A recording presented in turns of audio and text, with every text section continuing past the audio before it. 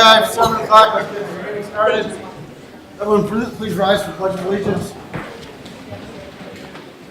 I pledge allegiance to the flag of the United States of America and to the republic for which it stands, one nation, under God, indivisible, with liberty and justice for all. Roll call, please. Here. Present. Butcher. Here. Krzyzewski. Here. Readers. Here. Bunkhauser. Here. Chirilis. Here. Hernandez. Here. The quorum is established.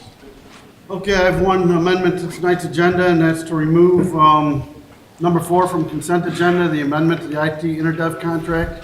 Material wasn't ready in time, so we're going to table that until the next meeting. Do we have any other amendments to tonight's agenda?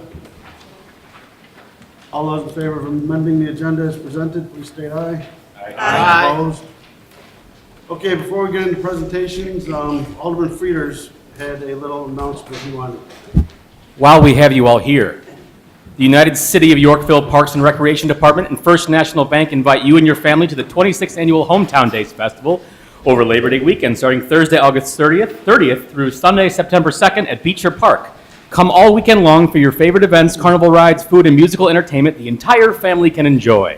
Festival highlights include the Ultimate Air Dogs competition, live band karaoke, craft beer and Black Dog Distillery tastings, and new this year, Pet Fest. And don't miss the opportunity to come and speak with your favorite alderman and Mayor Gary Galinsky at Coffee with the Council on Sunday, September 2nd from 9 a.m. to 11 a.m. during everyone's favorite breakfast hosted by Trinity Church. Good? Thank you, Tim? Alderman Frieders. Great job. Thank you. Okay, we do have a couple presentations. We have an employee appreciation and 2 swearing-ins. So, Chief, if you would like to come forward, and Amber, if you would come forward.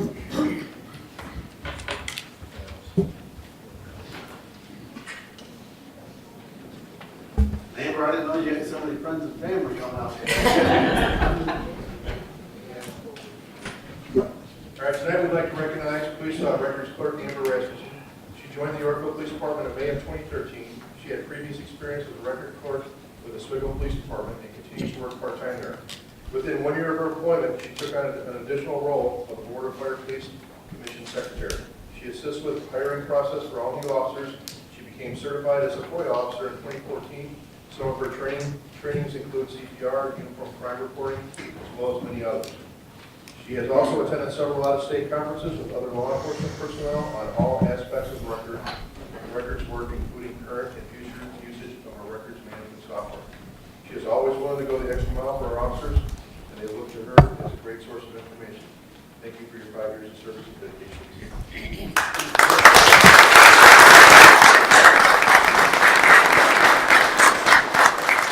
We would like to give you the certificate of recognition from the Mayor and City Council of the United City of Yorkville. Present this certificate to Amber Rasmussen, a grateful appreciation for your 5 years of service and dedication to the United City of Yorkville from 2015 to 2018. Thank you very much. Thank you.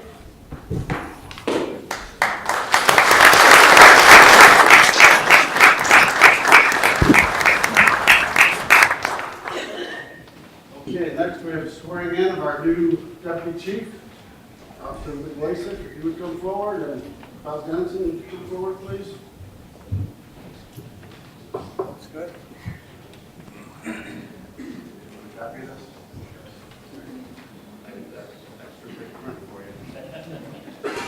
Please raise your right hand and repeat after me. I state your name. I, Raymond Mike Lossick, Having been appointed to the office of Deputy Chief, having been appointed to the office of Deputy Chief, Deputy Chief Police in the United City of Yorkville, Police in the United City of Yorkville, in the County of Kendall, aforesaid, in the County of Kendall, aforesaid, do solemnly swear do solemnly swear that I will support the Constitution of the United States that I will support the Constitution of the United States and the Constitution of the State of Illinois, and the Constitution of the State of Illinois, and that I will faithfully discharge and I will faithfully discharge the duties of the office of Deputy Chief of Police the duties of the office of Deputy Chief of Police of the United City of Yorkville Police Department of the United City of Yorkville Police Department according to the best of my ability. according to the best of my ability. Congratulations, sir.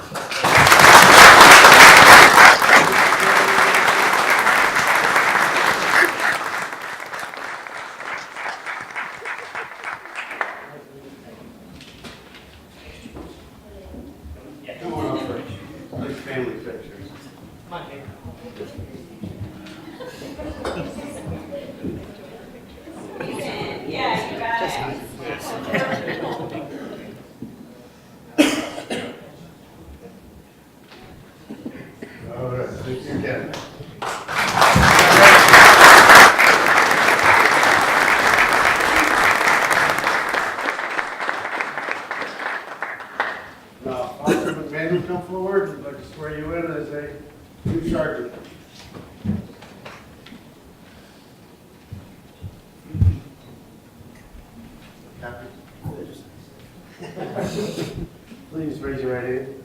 I state your name. I, Patrick T. McMahon, Having been promoted to the office of sergeant having been promoted to the office of sergeant in the United City of Yorkville, in the United States of Yorkville, in the county of Kendall, aforesaid, in the county of Kendall, aforesaid, do solemnly swear do solemnly swear that I will support the Constitution of the United States that I will support the Constitution of the United States and the Constitution of the State of Illinois, and the Constitution of the State of Illinois, and that I will faithfully discharge and that I will faithfully discharge the duties of the office of sergeant the duties of the office of sergeant of the United City of Yorkville Police Department of the United States of Yorkville Police Department according to the best of my ability. according to the best of my ability. Congratulations.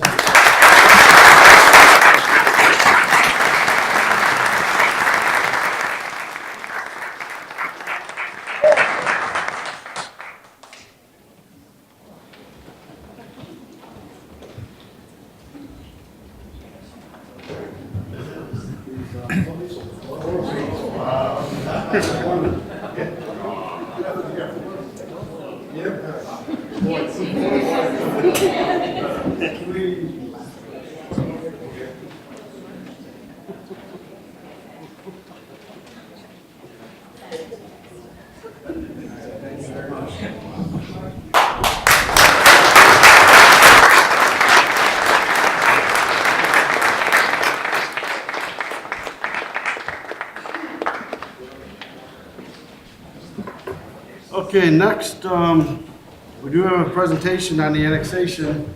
So Bart, here's about a 10-minute presentation. We're gonna go over it, then we'll open it up to council discussion and questions and see where that leads us. Okay. And again, I'm Bart Olson. I'm the city administrator of Yorkville, so I've got a brief presentation here on the proposal being discussed. So what is tonight's meeting purpose? So what everybody is witnessing is the first discussion that the city council has had in depth about this entire proposal. We've talked about it in general, we've talked about it in planning documents, we've talked about it at committee. This is really the first time the city council as a whole has discussed it in depth. Just to reassure you, there is citizen comments tonight. We'll probably do a little bit of a Q&A to the extent that we can answer fact-based questions. That's great. But there are going to be multiple opportunities. So the city council has to vote to start the process formally, which then gets into notification, a formal public hearing, and then a vote to end the process and actually do the annexation if they choose to. So there will be multiple meetings over the next couple months for everybody to do the research, to speak to elected officials, staff, and ask questions and participate in the process. We are going to do some Q&A as what we had planned. In case we run out of time or you think of something afterwards, my email is right there. Any emails that I receive during this entire process, if you want to be part of the public record, so published in the city council packet, forwarded to all the aldermen, just let me know that. We'll send it to all the aldermen, and it'll be part of the public record in minutes in perpetuity going forward. And then for those of you that haven't already visited our website, we do have a good project webpage right there. It's got everything from our packet memos, which we have copies of printed up at the front of the desk here. A list of all the addresses and property owners that potentially could be annexed under this proposal, and some FAQs and different information about the process. So getting into the legal basis for it. So the state statute citation is here in case anybody's interested in actually going to visit the state statute or talking to somebody who might know it. And in general, it says if a piece of property is wholly bounded by the municipality, so that's 4 sides, and is 60 acres or less, so if a group of properties are 60 acres or less, that's okay, they can be annexed through municipal ordinance. So that differs a little bit. A lot of you might be familiar with, negotiated annexation. We usually do that with developers when they come in and want to build subdivisions, and this would be done simply by ordinance. So where are we talking about? There's 11 sections here. They're highlighted in orange, so they're a little darker here than the municipal boundaries, which are gray. You'll notice that there are a lot of parcels which are greater than 60 acres or aren't wholly bounded, so they have exits out there. The city cannot involuntarily annex those places by ordinance because they're not fully bounded and because they're greater than 60 acres. So we're really talking about, this is what we've titled the 11 properties here, and we'll get into each of the addresses so that you can see whether your property is included or not. So all 11 of these sections are all of the areas that the city can do under the proposal, not necessarily what they will do. And we'll get into that here in a few minutes. So if your property is not listed here, we cannot involuntarily annex it. So first, we've got 4 homesteads or farmsteads, a couple on Galena Road, so kind of near the Bristol Bay property, one on Cannonball Trail, so southeast Bristol Bay, one off of Faxon Road, so kind of north of the Kylands Ridge subdivision, kind of southwest of Whispering Meadows.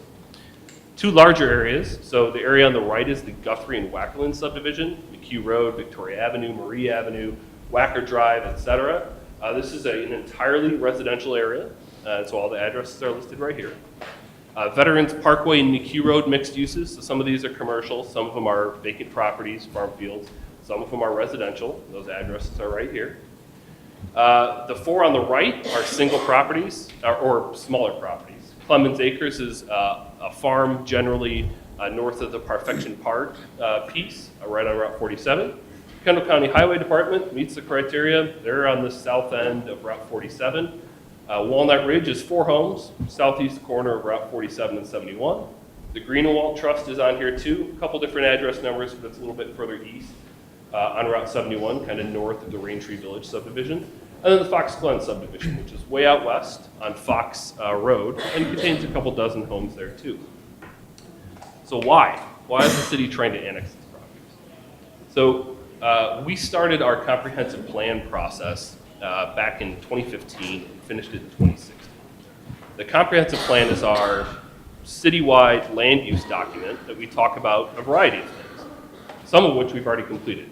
Parking study for the downtown, we're talking about wayfinding signage, streetscape plan, water planning. We know that water aquifer in the area is a big problem. Neighborhood design manual, unified development ordinances. So those are things that the comprehensive plan says city council should look at, you should start doing, and we're in some phase of completing those now. One of the recommendations was annexation through this proposal. So through the implementation of our comprehensive plan, we've come across this item and chosen to start it. So, but why? Why would we do it other than it says so in the plan? So we'll get into that a little bit here too, but in general, you may have areas where services are being provided, resources are being spent by the city, and you may be getting some benefits. So those are some of the general reasons. So again, the website here for all of these pieces of information that I'm about to get into are here, so you can click on them, and we'll be continually updating them as meetings progress. And there's an FAQ, I think technically it's a CAQ, it's commonly asked questions, but it talks about the planning process, talks about what city services have been provided or are being provided to each property. It talks about property taxes in general. The large sheet, which is at the front of the desk too, actually has every property in there, and it has, I think, your last year's equalized assessed value in there. So it wouldn't be what's going to show up in the newspaper here in a couple of weeks. But we took last year's tax rate and then extrapolated it to every property so you can see what the impact would be, both for the city property taxes, but also for the library property taxes. And it talks about the potential benefits that you would receive if the city does choose to annex. So this is on the website, and I know nobody can read this, but this is the list of all the properties, and it's formatted in a better way on that 11 by 17. But in general, it has, the left column is what we would consider your property as one of the 11 areas, so we've titled it that. Got information about your PIN number, who the owner is, what the site address is, what township it's in, what the county considers you as far as zoning classification, what the city's comprehensive plan would say, what your property could be rezoned to if you get annexed. It's got information in there about your equalized assessed value, your property tax impact, and then it's got information in there if you're a home. We generally assume on our last census that you have 2.7 people living there. The city does receive income taxes on a per capita basis when our population increases. We do get a little bit of extra revenue, so that's all totaled here too. You can see the total impact. Property tax impact is at the bottom here too. And then the last column is garbage column. And that was something that we came across. We actually called a couple different garbage providers, compared the services provided to unincorporated residents. If you were to just call and say, "Group, I want to set up a new, weekly garbage pickup. What's it going to cost me?" Compared to our city garbage contract, which we do bid out every few years, and we package everybody in all at once. We get a better price. And in general, the city's package has more services and is cheaper for everybody than it would be if you just have a regular unincorporated garbage contract. So all of that backup is in the packet, so you can take a look at it yourself, see the assumptions that we use. But we do estimate that at a minimum, it's about $100 savings just on your garbage annually, with the potential that it could be as high as $200, depending on what you're paying. So city garbage, you get e-waste is included for free. You get one bulk item per week. Yard waste, bagged is free. There's bundled yard waste pickup. And so some of those things aren't included with some of the unincorporated garbage packages. What other information is in there? Police protection. There are actually some properties that are unincorporated right now that we have been out to and around providing police calls. And so we've listed everything, I think, from the past 8 or 9 years that showed up in and around these properties. And so in the packet, there's actually a map, and so we've got those pinpointed so you can see it. Talk about the refuse pickup, which I just talked about. Utility services, where water and sewer are. The library, the fact that you have to go into the library now and pay an annual fee to have a library card. That would obviously, once you join the library, not have to occur. Parks and Recreation, where the nearest park is. The fact that you would get resident rates if you end up signing up for classes or if you're already signing up for classes. And the fact that if you're annexed, you get to participate in our local elections process. So that's in there too. In Christie's cover memo, so that's in the packet that's there, she has a nicely summarized services provided to these 11 areas on almost a yes or no basis. So we tried to just say, we'll take the first one here, Galena Road 1. Snow plowing. Is there any chance that we're plowing either the street in front of the property or immediately surrounding it? So in this case, no. This first property is only on Galena Road. So, the township or the county plows Galena Road, and so we would not be plowing that road. But there are some other ones in here. The Guthrie and Wackerland subdivision. We don't plow the interior roads of the subdivision, but every road that leads out of the subdivision is connected to a city street. And so in order to get anywhere else, you would have to go on city plowed roads. And some other properties. There are areas along McHugh Road where a small section of McHugh is township controlled. So it's bookended by city boundaries. And so there's a good chance that every snowfall, wherever route driver drives up McHugh Road, ends up plowing that small section of McHugh Road as they drive from one end of McHugh to the other, rather than lift their plow and leave a section out that's township related. So we tried to get into that way everybody could see for each section whether that's occurring or not. Utilities, we put the distances in here on a summary basis. Whether police has been called there or around there in the past few years, and then where the nearest city park is. So just, under the assumption that if you live near a park, it's open space, hopefully that increases your property values, it's something you can use, so that's something that we tried to make clear in here too. Also in the handout up there, this is the annexation strategy report. This is just a couple sample pages, so I took that first Galena Road property. It gets into more detail, the acreage of each parcel, how many parcels there are, the net taxable value, how many people we think are there, within our own comprehensive plan, what the planning strategies are for that section if it gets annexed, a map of the area where you can see where the different jurisdictions snowplow and do road maintenance, the water, where it is, information on the actual police reports, information on the parks, and then a larger narrative on the snowplow too. So each area has its own 1 or 2 page section, so you can take a look at that and ask questions if you have any. Additionally, we have fielded a lot of questions in the preliminary part of this discussion about if I'm on well and septic now, do I have to connect if I get annexed? And the answer is no. As long as you have a maintained well and septic system, you do not have to connect to city services. So in the event that either one of those fail, city code, and then I think also Illinois Department of Public Health would require you to connect to city utilities at that point.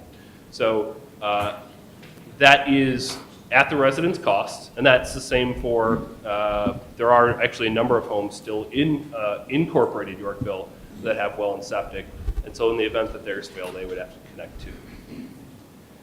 Property taxes. Obviously, if you're unincorporated, you're not paying city property taxes right now. So we've got information in there about last year's tax rate, and then this is a sample $250,000 house.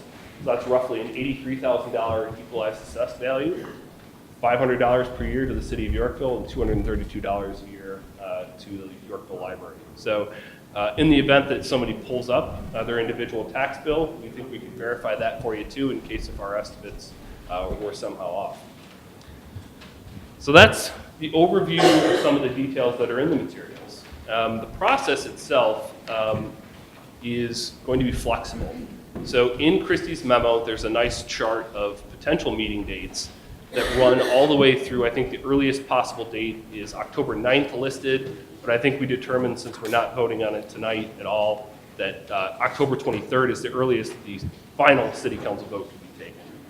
And so if the city council says, I want more information about this parcel, or I don't want to do this parcel, so I need additional information on these other parcels, or just chooses to table it for a month, all of that gets pushed back.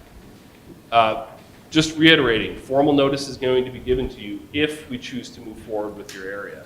So the city council can move forward with some areas and not others. They could choose to annex all regions by law. They could do none of them. And that's, you're hearing the first discussion of that. So it's possible that after my presentation, after your comments, they could say 3 of them are good to go, 8 of them are not, and then we proceed forward to the next meeting to have another discussion. Or they could say, we're going to wait on this for a couple months and talk about it later. And then in the event that you do get annexed and you end up in city limits, you do have to go through a rezoning process.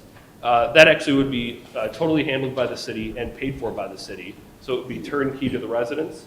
What happens when you get annexed, you go to R1 zoning, which is the least or the most restrictive residential zoning.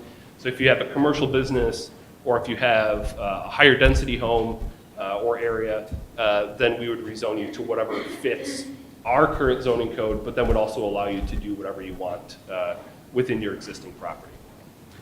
So that's it. Wanted to keep it somewhat short and sweet. Again, the materials are in there in much more detail than I just went through. To the extent that I can answer questions today, I'm happy to do so, and same for City Council. Thank you. All right, does City Council have any questions or comments before I open it up to residents, or just open it up to residents? Yeah. Okay. Okay.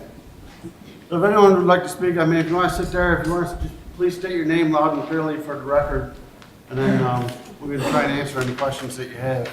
My name is Mike Handler. I live on 702 McKee Road. And to be blunt, this sounds like legal piracy. We get nothing and you get more taxes. Can we have you go to the microphone?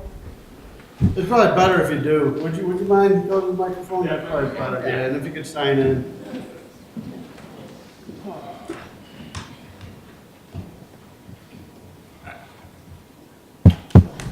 Is this on? I think so. It is. Okay. To be blunt, after his presentation, we, the homeowners that live in these unincorporated areas, I live on McHugh Street, What was your address?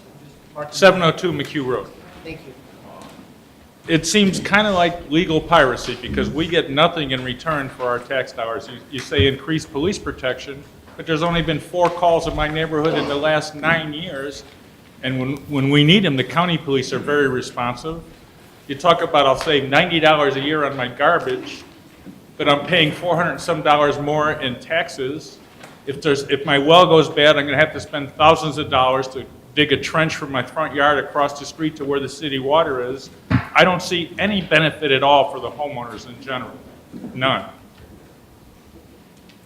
And that's it, and I don't think we have no, you're the city attorney, we have no legal recourse, according to what I've read and what I've looked up online. Because we're surrounded on all 4 sides, you can legally annex us. Correct. Just leave it to say that, and I'm pretty much speaking for my whole neighborhood, we're not happy about this.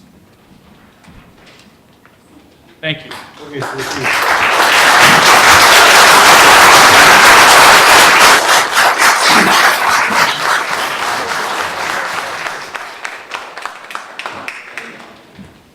Anyone else? Yeah, just step up. Yeah, we could probably hold the applause. I mean, you're probably gonna applaud after every speaker, especially this guy. I'll agree. Dervin Allen, 12 Fox Glen Circle. I'll agree with his comments.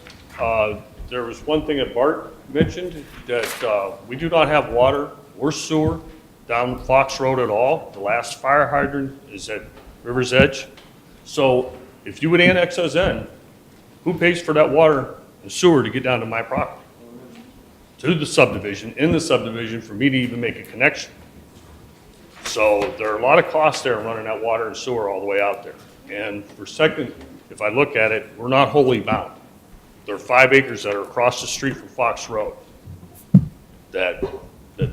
So we're not even, I don't think legally that we can be annexed in. And Fox Glen's kind of unique because our water and sewer is probably not going to get out there until development happens. So probably not a good candidate. And let's say it does get developed out there in the next 10 or 15 years. That's a unique subdivision because there are creeks running through there. There are mechanical septic systems that are in people's front yards, side yards, plus you got conventional ones. So how are you even going to put a sewer in there and do it right? And some of the houses, they cannot be replumbed. Okay, I've been through this, and to replumb it, you've got to change the direction of the plumbing in your house from the rear to the front. You do not want vents and septic systems. You will have nothing but problems. And some of these houses cannot. Where the sewer goes out the back of the houses cannot. So I mean, it would have to be engineered and really looked at, and it's not an easy one to do. And I'm doing this from past experience. Fox Metro put sewer in for us where I used to live on Barnes Road and Midfield Drive. And I know how they had to do it, and I worked with Fox Metro for months to get that engineered right. So it's not simple, and I don't think we're wholly bound. And another thing, we actually pay more for our insurance for our houses out there because we do not have a city fire hydrant. That's not listed on that sheet anywhere. And we have 0 police calls. The township plows our roads, so, I mean, I don't see in a win situation for us. Thank you. Thank you, sir.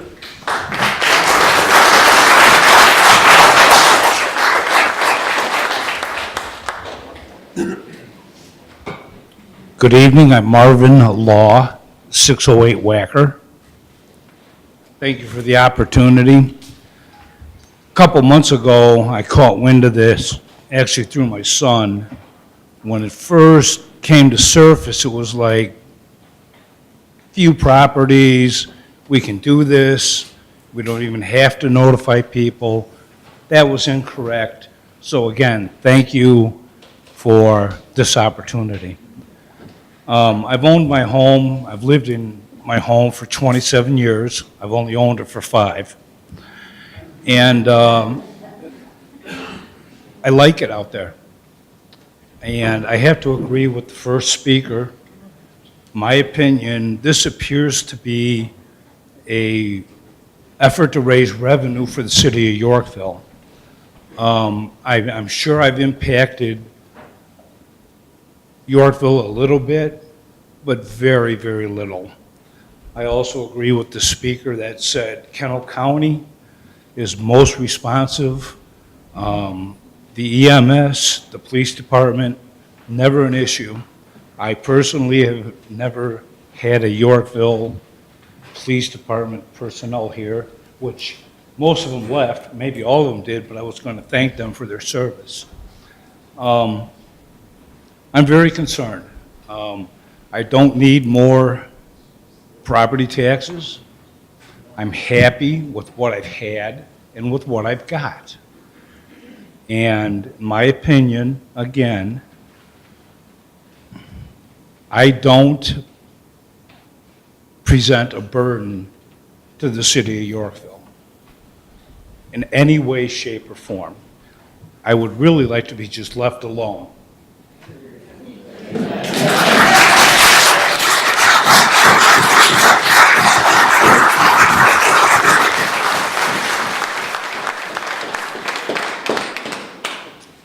And I'll give final thanks for the time and the opportunity to speak. And obviously, I think all of us here will continue to be involved and watch this and look for a benefit that could be provided to us worth, it comes down to money. There's families out there, retired people, fixed. You guys know the story. And it's just my hope that you look at this and you think of the people and not the money. Thank you. Thank you.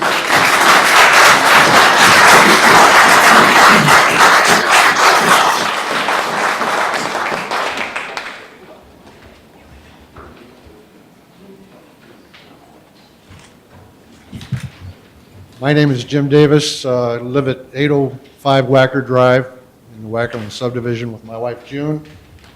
Our neighbor across the street, Nancy Flowers, is here also. I'm a retired police officer from the city of Aurora. I would like to talk to the chief, Chief Hart.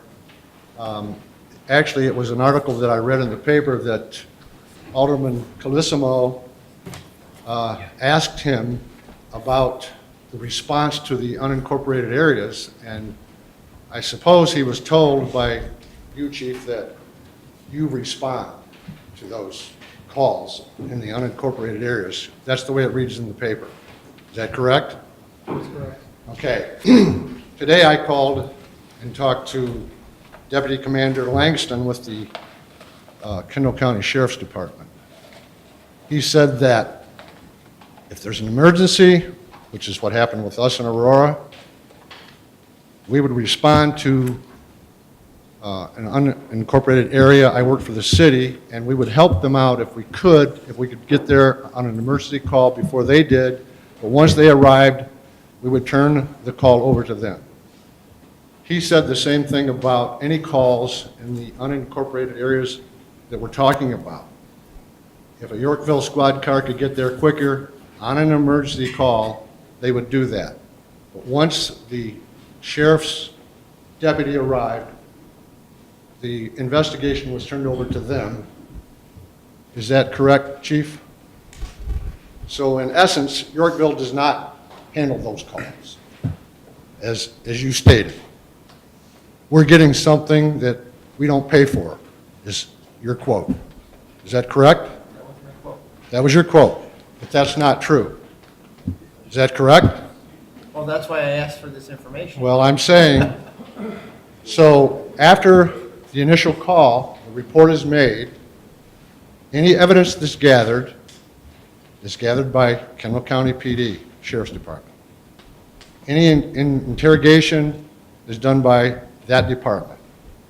Any court appearances is done by that department, not Yorkville. Is that correct? So that's what you said is not correct. Sure. Okay.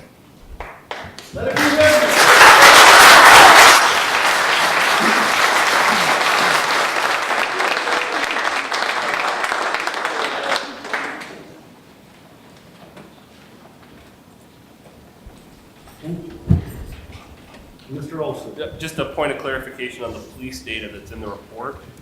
Any situation where the city officers had responded on an emergency basis and then turned over the scene to a county officer would not be reflected in a police report, so would not show up. So I wanted to make that clear to everybody. Say that again? So if we get called out on an emergency basis, so there's something really bad happening in an unincorporated area, we're the closest ones. If we show up and handle the initial 10, 20, 30 minutes, hour, however long it takes for a county cop to show up and start the investigation, we would have no record of that. We would keep a police report, we wouldn't do any... So these yellow dots on these pages are only where we have police reports? Only police calls that we would have been dispatched to and reflected in the police report. So we could have been called out to the subdivision 20 times, and we were the first responder in an emergency situation, and we wouldn't know it from this data. Theoretically, yes. Okay. Chief, let me ask you a question. Looking at, using Wackerland and Guthrie here, I mean, obviously there's yellow dots all around it, so we get calls all around it. How much of an inconvenience of it is it for the county to actually send a police unit, a sheriff's unit, all the way through the city to come to this little section? That just doesn't seem like it makes sense from their point of view. Just depends on their staffing issues, how many people they have on, and how busy they are. A lot of the calls that show up on there that we take are probably more. Hey, guys, we gotta go one at a time, please. I'm asking the question because I'm trying to get information. I mean, if everyone, I'll stay here till midnight if everyone wants to speak. We can't all speak at once. We can't hear you. I'm sorry. Speak up, chief. Yeah, part of the issue, well, those reports that were taken were probably more minor in nature, and we just handle them for the county in general. But if there's emergency cases and stuff like that, we usually get there, just secure the scene till they get there, and then we leave. There would be no police report on our end on that. I guess- Like the speaker said, we would just hand that off to them. So my question is, how inefficient is it for the county to have to come all the way through the city to get to this little section that's unincorporated? It just depends on their staffing levels and where they're at. It just depends on what their staffing levels are that day. It probably is an inconvenience for them to go to those smaller areas. Okay. Yes, sir. Hi, my name is Rick Haupt. I live at 604 Marie Avenue in the Wackerland subdivision. I have a couple of just, I hope, hopefully pertinent questions. The first thing I want to say is when you guys present this as an involuntary annexation, that immediately sits sideways within me. And the rest of my neighbors, I know we've already talked about this. So to come across that way puts an adversarial relationship just right off to the get-go. It makes it really difficult. We didn't have a better word, forced. I know. I guarantee, I agree with that, but I also am going to tell you is that you've created this adversarial thing right off the get-go, and that's difficult. But to keep this as a civil discourse, I'm just going to try to deal with the facts that I have to deal with in order to see if I'm going to stay or go. My property value. Right now, I know what the county's giving me every year for most part. I've been here 24 years, so I know that I'm going to see the increments go up so much. How do I know you're going to keep that?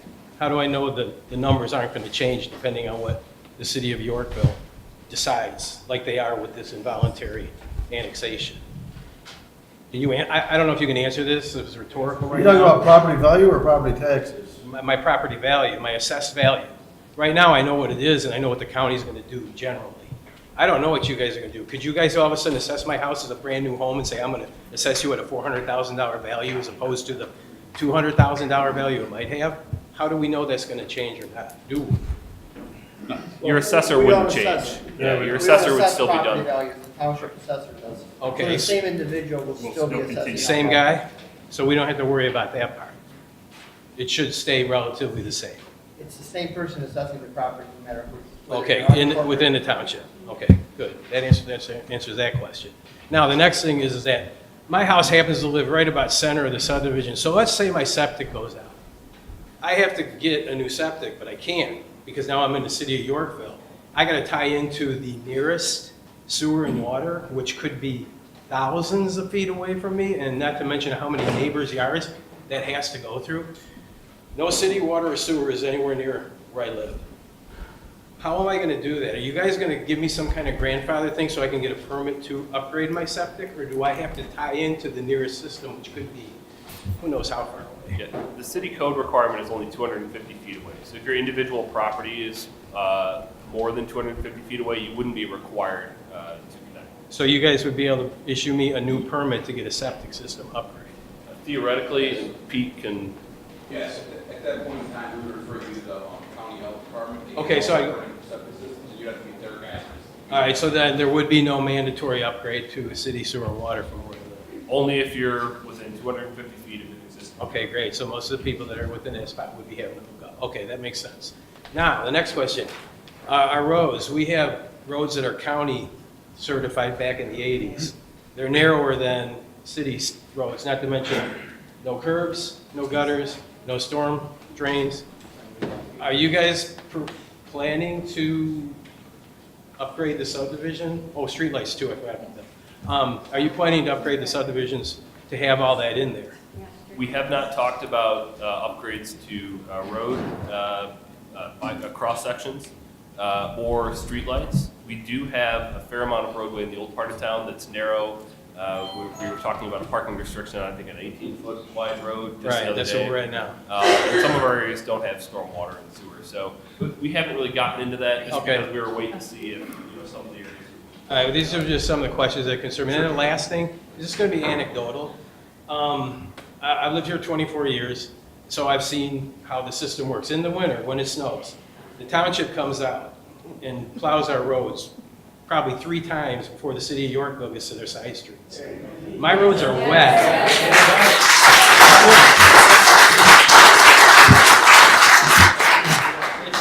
It's just anecdotal. It's the fact that my roads are wet when Yorkville's are still not even been plowed on the city roads. Now I know I'm going to be sitting behind that.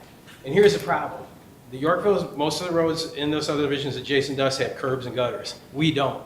If we can't see the side of our road, we're going to go through our neighbors' yards because we generally know where it's at, but I've plowed for the last 20-some years, so I know that we'll miss it and we'll be driving in our neighbors' yards. And that, it just kind of causes, one more thing to make it less desirable. I would just ask you guys, consider this seriously, is that just leave it alone. This has been working fine the way it is. Everyone knows their jurisdictions. The township does a great job. I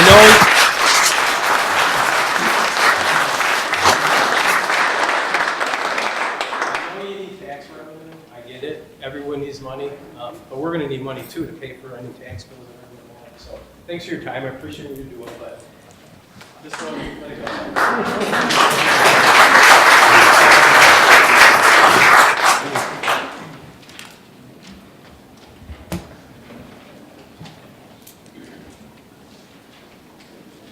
Hi, my name is Nick Swanson. I'm at 1060 McHugh Road.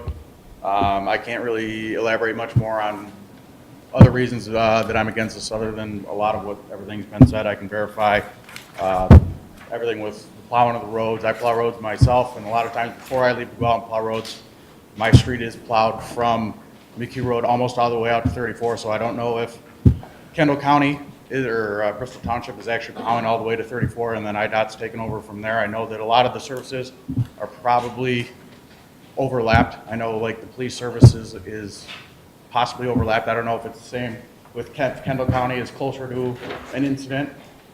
If they go to your scene first originally, and then everything gets transferred over reciprocal all the way through. I don't know if that's exactly the same. I'm sure there are times where Kendall County is closer to an incident. I don't know if you guys are dispatched with the same ChemCon. So I am against it. There's a lot of other great points that are out there. I know most of the people in my neighborhood were not unable to make this meeting. I know they're planning on making the other ones. They're fully against it. So thank you. Thank you, sir.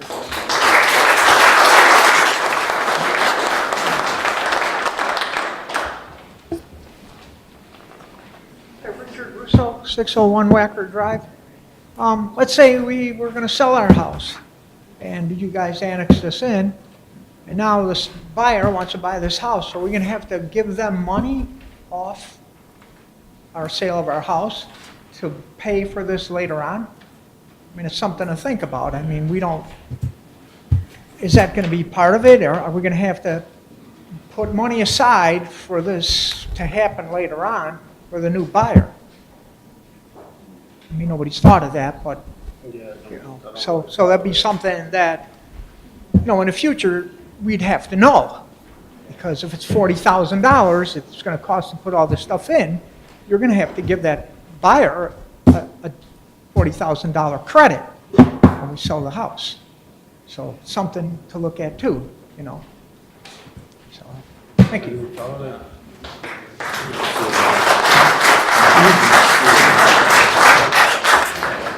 There is no proposal currently either to enact any sort of SSA or to propose that annexing residents would have to pay for infrastructure.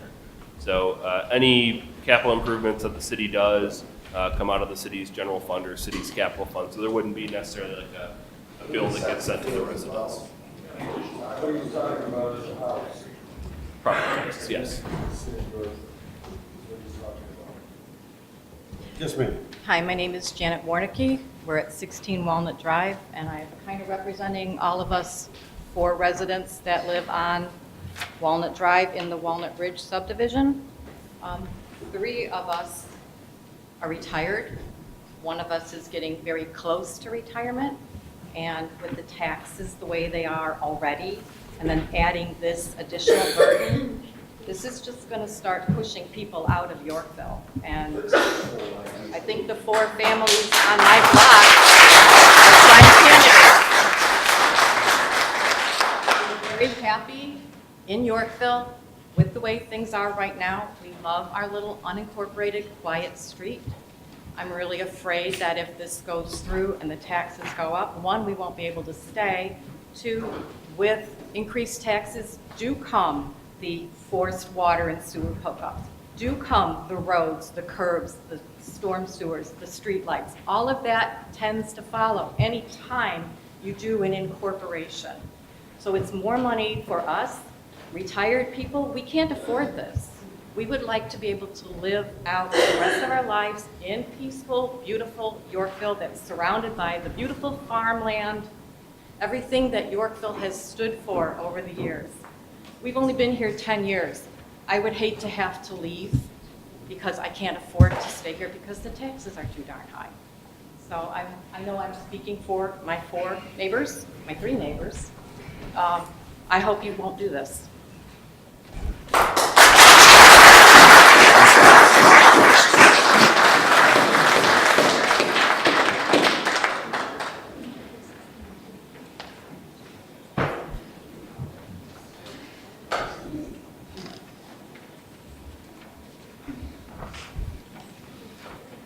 Todd Miller, Yorkville. Unincorporated Yorkville, right? Correct. You're within 500 feet of my house.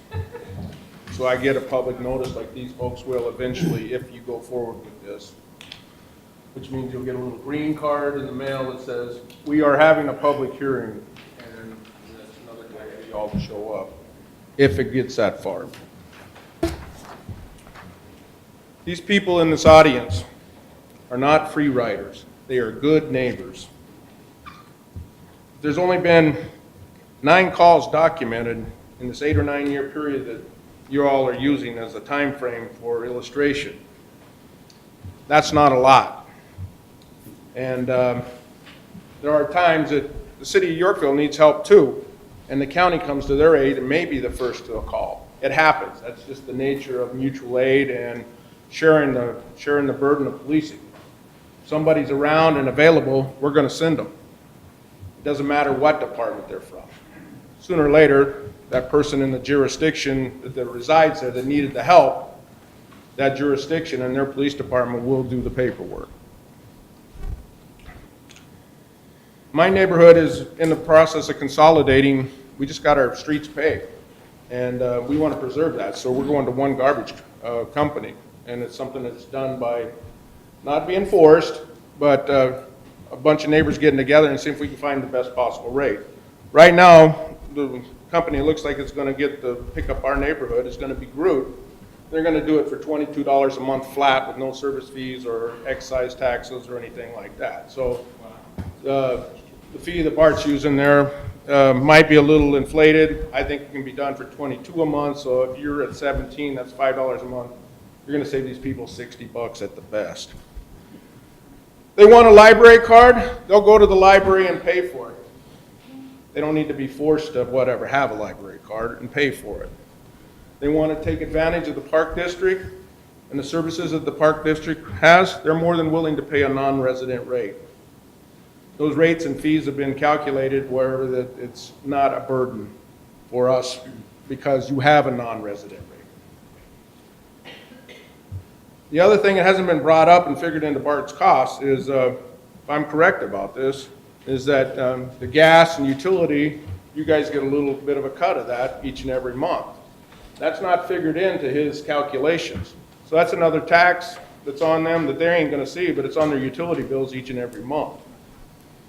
New taxes year in and year out is gonna add up. And to say that these people are costing the city, I think is incorrect. They're here, They've been here for a long time, and where their property is what they signed up for.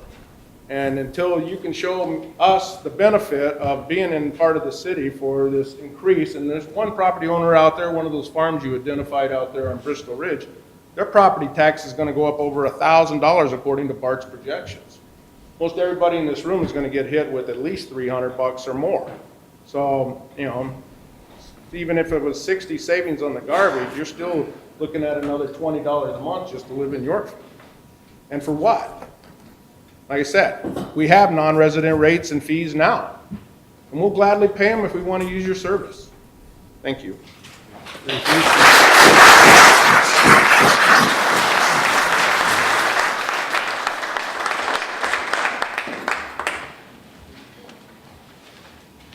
Anyone else? Why don't we clap now, just get it out of the way. Go ahead, sir. Yeah, my name is Ted Schick, and I'm not much of an orator or anything, but you know, this whole thing kind of bothers me. My family's been in Yorkville since the 1800s, and I don't think that Yorkville has forced annexed anybody in that time. And I've been through a lot of mayors. You'll be the first one. Not my idea, sir. It's part of our comprehensive plan. It's a planning issue. Well, you know what? I'm sure there's been opportunity for a lot of other mayors to have a comprehensive plan. Nobody chose to do that. I've lived in Yorkville, in the city of Yorkville. I don't live in the city of Yorkville. I live at 502 McHugh Road. My mom lives in Wacker Drive. We don't choose to be in Yorkville. And also, it gets pretty personal with me because I'm a minority owner, but I am an owner of Ace Hardware, the building. We don't own the business. And at one time, with the previous mayor, we did talk to the mayor about coming into Yorkville. And after about 2 or 3 talks, we went for the final hearing with the mayor, with our lawyer, the city's lawyer, and it didn't turn out very well. Pretty much everything that was stated by that mayor was dropped, and we either had to sign it the way they wanted it or forget it. Well, we forgot it. So some of the things that Mr. Olson has said in the paper really hit home.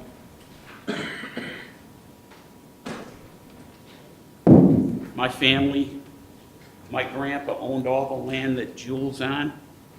That was his farm. He owned the Yorkville Y, which was across the street. He used that as a truck farm. That whole acreage was irrigated. My uncle, my great uncle's name is John Conover. So our roots run deep in this town, and I'm ashamed of every one of you. I truly am. To force anybody. You know, when I was a kid. Sir, let's get it straight. We're having a conversation. I'm trying. Okay. Okay, you But we're let not me forcing talk. anybody to do anything yet. We're having a conversation. Okay. We're getting set. No, Okay. I mean, you're sitting here saying you're ashamed and accusing people. We're having a conversation, trying to get. What is this? What is this? What is this? This is forced annexed. Nobody's ever done it. Why would you guys even think about doing that? If you want to do it, have a referendum. Let us vote if we want to come to Yorkville. Yeah. Don't force us. Yeah.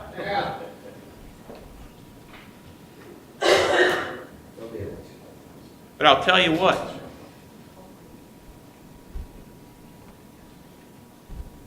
What the things Mr. Olson said about our store were not very good. Matter of fact, John, who rents from us, his dad did a heck of a lot for this town. a heck of a lot. And you know what? It wasn't appreciated. And maybe you should look at your personnel in situations like that.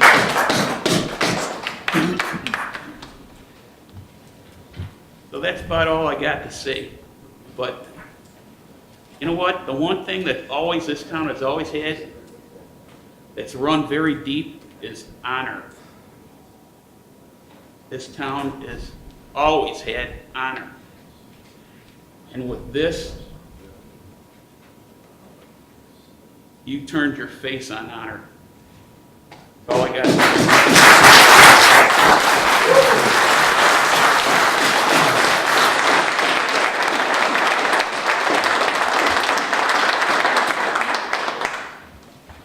Hi, I'm Danny Hendrickson, 706 McHugh. We've been here about 15 years. One of the reasons we moved here was because of the perk of it being unincorporated. We really like our neighborhood. It's an older neighborhood and all that. Whoops. Something that you guys haven't mentioned and all that is the fact that we pay into school taxes correctly, correct, and all that. And the majority of us that are here, if you just look, are older, and me and my husband, we don't have children. So that literally is just a pure perk to you guys and all that. We don't benefit from any of that. So you already get that out of us. I'm adamant on spending in Yorkville to keep the taxes in Yorkville and not going to Oswego as much as I can so that Yorkville benefits from it and all that. You guys don't mention in your perks about the downfalls and we have to spend money to get into your city and water, and then the fees that we'll have to pay in addition to us already paying to hook up and all that. Like the other gentleman mentioned, if we want the library, we'll pay for it. If we want the park district, we'll pay for it and all that. So it's no perk. There are no benefits in any way, shape, or form for us going and becoming part of Yorkville and all that. We're already part of the city and all that. We don't need to be annexed in. $40,000 is pretty petty for you guys to go after. That's like the cost of a vehicle. So I think that there's probably other cuts that can be made to make up $40,000. Because it seems like there's going to be a lot more that's going to be spent by you guys taking us on. So it doesn't seem worth it for you guys to put us through this anguish of having to do this for $40,000. That's all I got.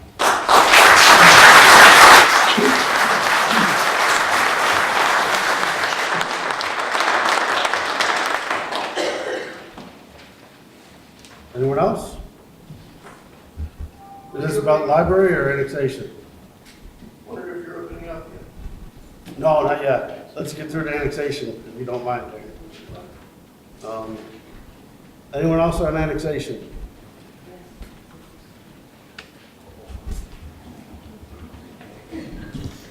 Tom Gilmore, 1345 Chestnut Circle. I'm an in-towner now. I formerly lived in Fox Glen subdivision, 20-some hundred feet away from the nearest sewer and water. Over 10 years ago, this city brought a war out to where we lived. It started with a landfill.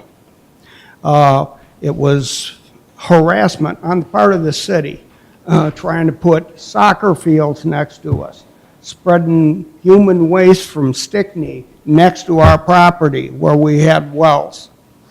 And then it was a blimp across the street, the thing that's setting up on Galena Road. You people don't stop, and you're harassing us. This town's got a spending problem, not a tax problem.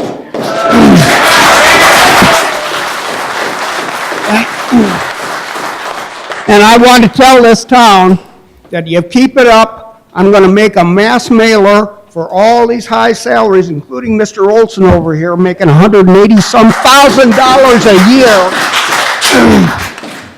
and with benefits over 200 and some. He's making more money than Milwaukee, other big towns here for the same job. People of this auditorium, do you see those services and anything that they're doing around here? Where we lived, our streets were taken care of fine. Wackerland subdivision, Cornelius takes care of them. They don't have a problem with them. As far as the police, what Mr. Milliron said is true. They share services. The county is taking care of us up to this point. I've never seen a city of Yorkville policeman in here, and I love the Yorkville Police Department. I can't say enough good about these people.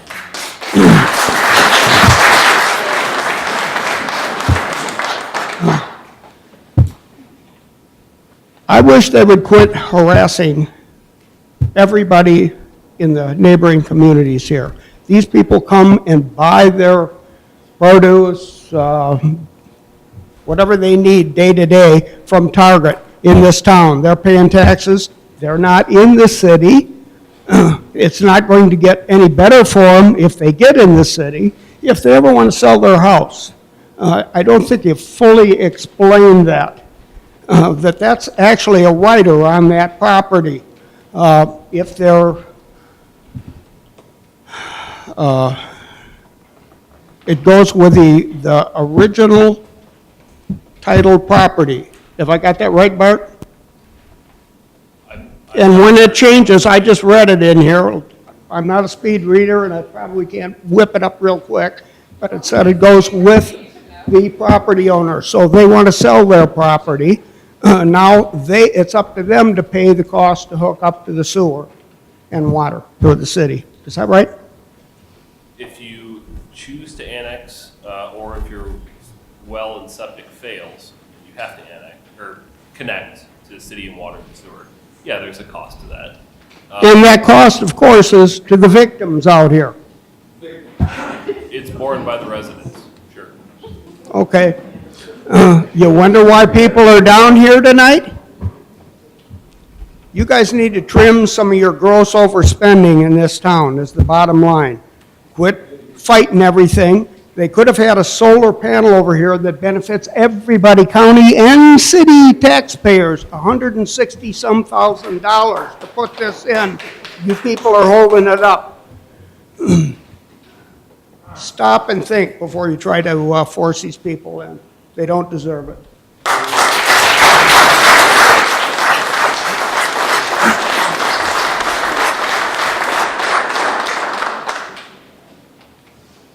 Anyone else?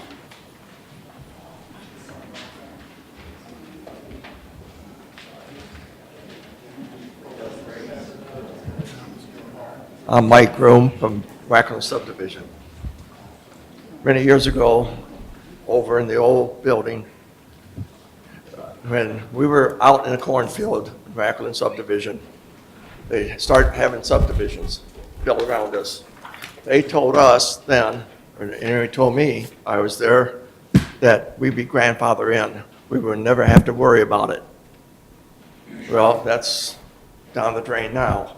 Another thing, if you need revenue, why are you doing off of people like us, elderly, out of my block? 5 out of 7 of us are retired. Thank you. Thank you.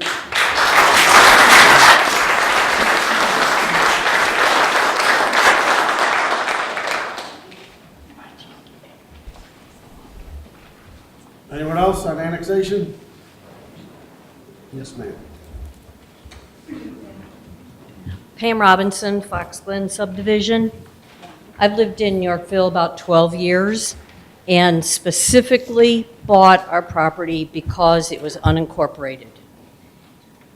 One of the reasons some people haven't talked about is if we are in the city limits, there are a lot of stricter rules.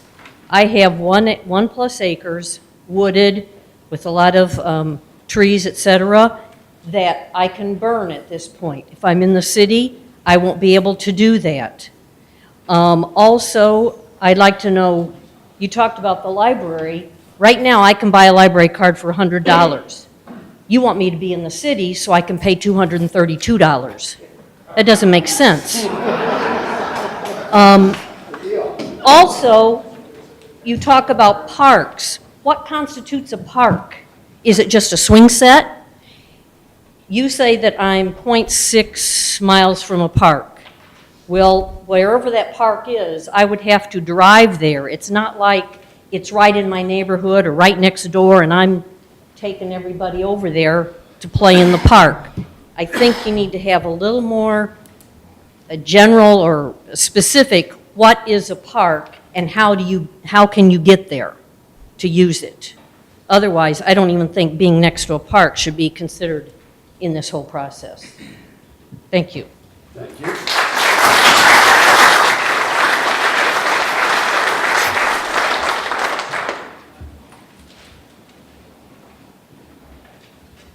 Anyone else? Okay, if not, I'll open it up to the council. Any questions, comments, concerns? Sure. Cool. When we started discussing this, I don't believe the revenue was the impetus for the conversation to start. First off, when we started the comprehensive plan, I remember sitting here, and the guy that came in, who of course was a consultant, because everybody makes a lot of money when they're a consultant, he came in and said that he's never seen a community like Yorkville. We're a little funky. There are more holes in Yorkville than the majority of any other community I've ever lived in. That doesn't defend, if you guys can just let me talk, I promise I'll shut up very quick. It doesn't justify forced taxation. It doesn't justify forcing you to do something. But when you think about it, even though you live in unincorporated and you're a half mile from my house, you're still part of my community. Sitting in the public works, meetings, we talk a lot about water. I run a pharmacy as my day job, so a lot of the things that I'm freaked out about have to do with what you guys expel in your urine.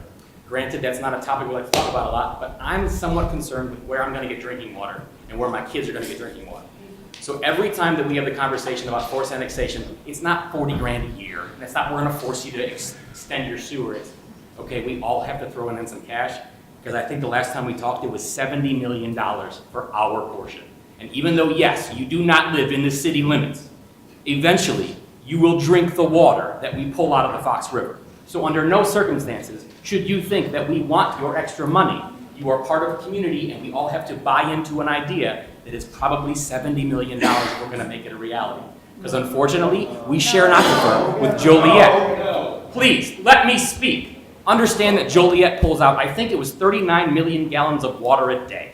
And they don't add a penny or a pinch to the water that we're supposed to be pulling from. We're all sharing the same pile of water with Joliet. So before we start talking about accusations of, oh, you're trying to force this and force that, yeah, what I'd like to do is fill in some holes so that everyone in our planning area, if you haven't looked at our planning area, peek your head in that room. The planning area is 78 miles? Yes. 78 miles that we have to plan for because of the strange shape and formation of Yorkville. Joliet's coming up this way, Plainfield's coming out that way. We have our borders with Sugar Grove, Oswego, and Montgomery all kind of figured out, but we're all pulling from the same source of water. So that's why we're working with Oswego and Montgomery to figure out a way to get drinking water to everybody in the community. You are in the community. We don't use your water. You will eventually when your well runs dry or it gets contaminated by other sources. So understand, the same topic is water. So before we go, again, let me speak. Let me speak. You guys had all of your opportunity, now I'm going to talk for a few minutes. Understand that I'm not trying to be nasty, but you're talking over me. No, you're I'm talking. Let me finish, and then you can get back up if we have a Q&A. Understand that if we're all paying for the same $70 million, and you guys don't have to pay in, but yet you're still in the community who is investing in that infrastructure, now you guys are getting something for nothing because you pay in after the fact. In my opinion, $40,000 is not important every year.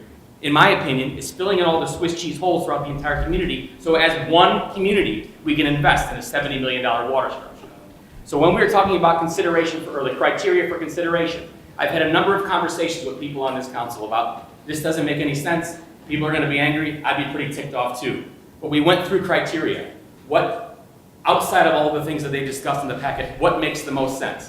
Well, in my opinion, if you have a hole and it's completely surrounded by houses, in my opinion, yeah, forced annexation or involuntary annexation, if it makes you feel better, that makes sense from a planning standpoint.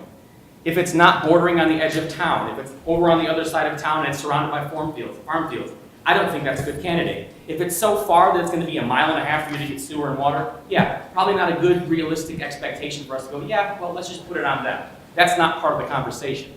Does it make sense for planning? When we hire professionals to help us figure out what we can't look at because we're in the thick of it, when we hire professionals and they say, you have a lot of disjointed pockets of unincorporated within your corporate boundaries. When people explain to us that that is a detriment to those of us like us who are already paying into the infrastructure, well, this is the first step in cleaning up all of the holes. We're catching the leaks right now, and this discussion is the first part of it. The evidence of services provided, we have a small start to the entire conversation. Granted, yeah, you guys have brought out some amazing points. I never once thought about burning, because I just have a bonfire in my backyard, but it's all what I've paid for. I never thought about the sewers in Fox Glen. I never thought about that. That's why we're having a conversation. The only way to get to an action point is to discuss the things that are difficult to discuss. This is not about, I just want your money. Again, 40 grand's not a lot of money. We could, no, but it's not to us. Right now, I'm talking about from this perspective. You could easily pass like a plastic bag tax and raise 40 grand. Not that I would ever want to do that, by the way. But it's, again, you can do stuff like that to raise if all you need is 40 grand. From my perspective, I'm thinking long term. By the time that I'm not even walking anymore, my kids have to figure out how are we going to pay for a $70 million water treatment facility. I never thought of that stuff. But when you bring up property maintenance, that's something that we should be discussing. Because also, if you live in unincorporated and your neighbor's grass is 18 inches, there's no property maintenance standards for county properties. So I get that. Not that your neighbors would ever do that, because like Todd said, you're all good neighbors. That's not what I'm talking about. But when, that's their what? There is county standards for the good neighbors.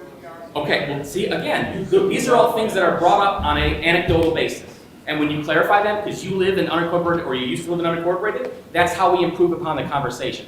So from my perspective, I have always thought about this not as a $40,000 cash grab, or we want more property.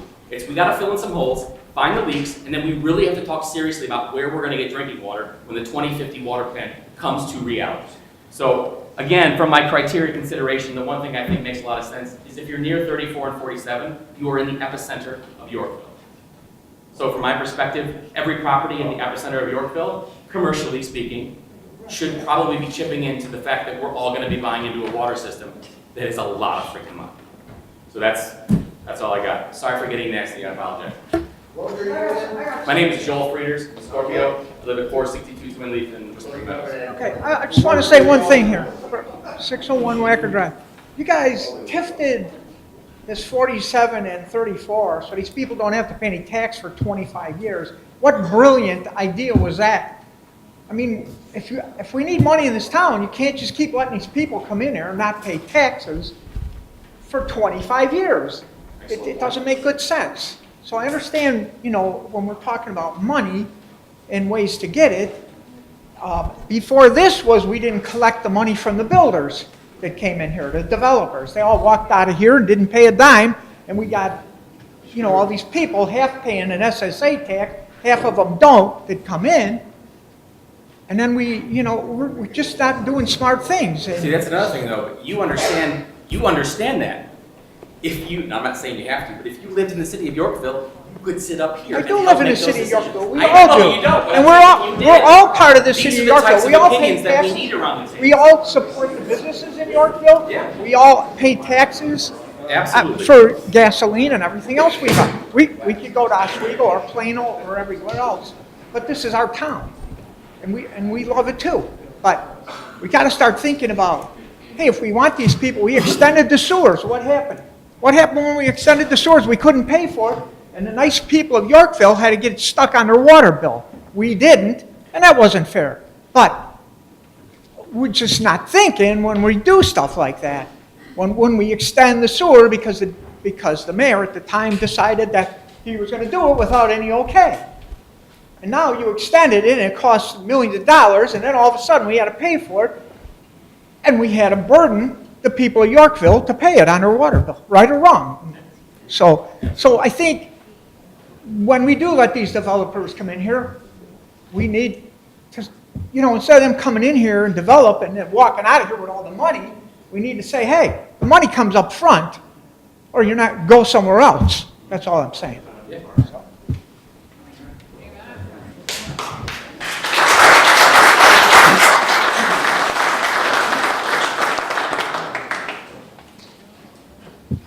You said that you manage the pharmacy? Are you a pharmacist? No, thank God. Can you please state your name, sir? My name is Randall Kramer. I live at 504 Martin in Wackerland. I'm a retired pharmacist. For 38 years, I practiced pharmacy. I never thought about what people were peeing into their septic tanks. We've been collecting Okay. yellow jug Okay, but drugs wait. for the past 5 years. Wait. I know it's a problem. It's something we really don't have an answer to. Right. But are you trying to tell me that the people from Yorkville that are peeing into your sewers are not causing the same problem? No, not at all. I'm saying that because we have the impetus to think about it, we can be a part of the solution instead of just going, well, we'll wait till the rest of the country makes it. But the thing is, the water, the aquifers around here, they're still picking up Yeah. the drugs that are going into your sanitation department. Every drug they test for, they find. Absolutely. Yeah. Well, why is it any different Because that we're peeing into a septic tank We're instead of a downstream sewer? from the affluent from Fox Metro. So number one, their waste is a little bit better than ours. But if we're pulling from the Fox River and we have the ability to treat that water and maybe make it better than what we're pulling from the ground, wouldn't you want to have that advantage as opposed to just kind of going, yeah, that's what we have from the water, that's what we have from the ground? But the thing is, most of those drugs are not removed by a sanitation department like that. Correct. But They again, go into the river, but they if- go into if the you have a aquifer. hand in When they removing dispose, something, when they, wouldn't when you rather they, have that advantage and say, yep, that's just what the water is? That's the what conversation. advantage? We have the same problem. No, but your advantage is you now have a facility where you are in charge of testing and providing the water. You put that impetus on the community that builds that 3 community water treatment facility. If we have the ability to test for that and maybe remove some of those things, isn't that an advantage over just accepting what comes out of the ground? I'm not really following you there, because things like that are tested by the, Reverse osmosis. Oh, absolutely. Most of us have reverse osmosis machines for drinking water. it leaches into the ground regardless of who's putting it in there. Yeah. And the government does come around and test groundwater and things like that. Does the city of Yorkville come around and test for drugs that are in the water? No, absolutely not. No, they don't. The No, government they does. do test, we don't, but they do test the bodies of water where they're pulling drinking water, like Lake Michigan. We understand that every drug they test for, they're gonna find. But from my perspective, the fact that it's something that we talk about, in my operation, I run a compounding pharmacy. And we collect drugs back because it's better than just throwing it in the landfill and letting it soak downward. The idea is to improve upon something, not just accept the fact that it And is what- the way that it is. You collect your drugs back. Where do they dispose of them? We send them up to Great Lakes organization, they Where incinerate do it, they they- capture the whatever you call the smoke, they capture that in a HEPA filter, a redundant HEPA filter. But there is still some leaching goes on after that. Absolutely, I don't think anything's 1,000%. But my point again, is- if your attempt is to discredit the entire program because of these little minutia, my impetus, the reason why I'm thinking about this is that I'm concerned where we're going to get water. I'm concerned about the quality of that water. You pull from Lake Michigan, now we got to pay for infrastructure in other communities because there's a pipe going through the entire state. I'm talking about pulling water from a steady source of the river. Okay, I think high quality, good drinking water, and thinking about it now as opposed to when it is an emergency, is an important priority. That's my personal opinion. I think water is a priority. And part of this discussion is planning for having to spend a boatload of money to get good drinking water. Okay, where is your sewage treatment company? Waste. I know where it's at. Where do they discard the water? Into the river. Right. Okay, if I'm discarding it in my yard, it's going to take much longer to get down to your river or into the aquifer than it is to go something right into the river. Because they don't take out those drugs. I completely understand that. Yeah, and what I'm saying is, what part does Yorkville have in that? The government is going to test for those drugs in Yes, the they're drinking going to set water. your standards, absolutely. Absolutely. But the fact does not change that they say the 2050 water plan, by that time, we won't be able to pull from deep well aquifers. We might be able to use them as a backup, but we can't all be pulling from them. Well, what do we have with our septic systems? What influence do we have on that you don't have putting it into your water treatment?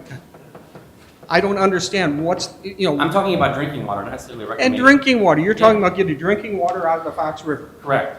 Okay, and you're dumping water directly into, treated water directly into the river, which still has those drugs in it. Yes. So what makes our septic system more of a threat than you dumping the water into? I don't think your septic system is a threat at all. I'm talking about Well, the then what's source of the- your, then what was the your source point? of your drinking water. We're only going to have one source after a while. But what was, That's the point. but what was your point when you said that you couldn't, that you work in a pharmacy? I'm concerned with the amount of drugs that we dump into the regular garbage, right? Which means I'm thinking No. about water. No, I'm not talking about into the regular jar. You said into our septic. Okay, if I said that, I might have misspoke, but also, You yes, said they into also our recommend septic. that people dump their drugs down the toilet. That's also a realistic thing that you can see anywhere. Okay, then, Put it in coffee okay, cans then, and throw it in the trash, or dump it down the toilet, or put it in kitty litter. okay, Where then they're put dumping something it is on your not important. website The to fact that have. if you can have control over where your water goes, you are better positioned to improve and continue your life. If you don't have control over your water system, and it's an emergency and you're fighting for it, you're going to be paying more than the 70 million that we're talking about right now. So from my perspective, it's a good thing to have as a priority. And this is one of those things that's attached to that priority. Yeah, it's a priority, but what difference does it have to do if it's my septic tank or your water? Yeah, I don't It's know going to how be the same thing. And I don't see where that came up in Incoming this water. discussion. I'm concerned with where we're all going to get drinking water. And so am I. Yeah. But what point did you have in this discussion about our septic tanks? I don't believe I connected the septic with our drinking water. I'm talking specifically about. I think you did, because you said that we were. I'm concerned with what we do with drugs. I the believe drugs in the what, water. I believe what Absolutely. you said is we're peeing into our septic tanks. Yeah. Absolutely. Okay, you're correct. I did say that. Yeah. All right, thank But- you. But not necessarily like the septic tank. What we're all doing is we're all pitching in and making a problem bigger. My perspective is we need to focus on where we're going to get our drinking water and make sure that it's quality. And I don't see where that has anything to do with the annexation of our properties. If we're all buying into something, we're all buying into that service. Just because none of us are going to stop peeing. Absolutely. I mean, we're going to keep on doing it, or we're going to die. You are 1,000% correct. We're going to die if we don't. So we're all going to keep on peeing, regardless if we put it in a separate tank or in a sewer. And it's all going to end up in the water supply eventually. Absolutely. Thank you. Yeah.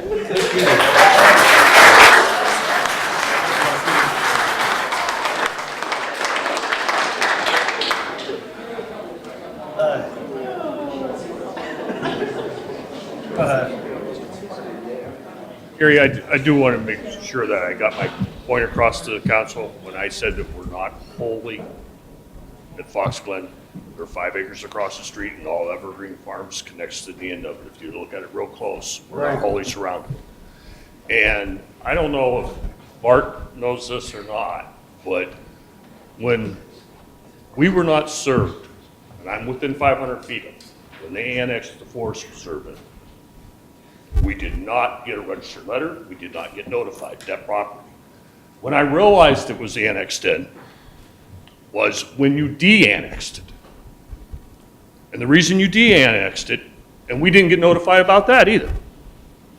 Okay, and you de-annexed it, so the banquet facility there, that the Forest Preserve runs, only has to get the okay for their liquor license through the county and didn't have to come through the city. And all of us in Fox Glen did not get notified of that. Didn't get notified when it got annexed in, and did not get notified when you de-annexed. That would have been on the county, correct? No, it's the city annexed the Forest Preserve. Right, but it's usually up to the petitioner to notify. It is, and I'll go back and check the notification requirements. We might even still have the file from it, even though it was a couple And- years ago. I do think that the distance is 250, and then we'll check. And then the other point, your objection is noted about the contiguity of the parcels. It is something that we checked ahead of time. We're happy to go back and check again, and then take a look at a map together.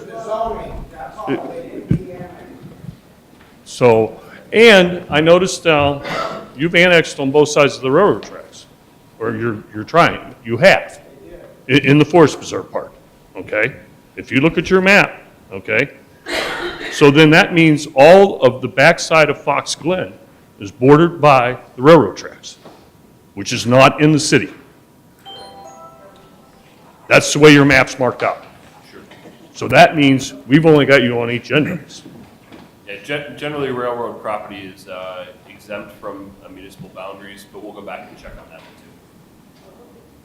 Because, I mean, that's the way the map shows. But we're definitely not full. And again, what Bart said about the wells and the septics, if they fail, okay, then we've got to get, if I heard the gentleman back here in the back, that we'd have to get a exemption from the city to get the septic fixed or get the well re-drilled. And there's a difference between drilling a new well and re-drilling a well. Am I correct on that? But from the county, I think they're a difference for the health department. If you're fixing a well, it's different than having to permit for a new well. Okay? So, again, the engineering and the complex of that particular subdivision is not simple because of the creek and stuff, and there are new mechanical systems that are put in there in some of those houses. So, like I stated, it's not a simple thing to do there, that you wouldn't have a problem. And my guess is, even if you develop that other land that's out there, it's already annexed in, you're going to take that water and sewer and go right down Fox Road and not even offer it to us. Because it doesn't make sense to come in that subdivision and try to put water and sewer in there, what it would cost the city to put it in, tear the roads up, put the septics in it, and hook the sewer all up, put the water in there for 19 houses. You know how many millions of dollars that'll cost you? It'll take you forever to recoup that. I understand your point about the drinking water, and I will let you know this, because I've dealt with this quite a bit. Where I used to live on Barnes Road, Blackberry Farm's got a pump house there on it. The city owns that. It's a shallow well. It's an 18-inch well, okay? Aurora has won, I don't know how many awards for their water, okay? They're pulling water out of the Fox River. They've got shallow wells, and they got deep wells. They're mixing the water together to get rid of the radon out of the deep wells. So they have to pull out of the shallow wells, okay? We had a well on Barnes Road.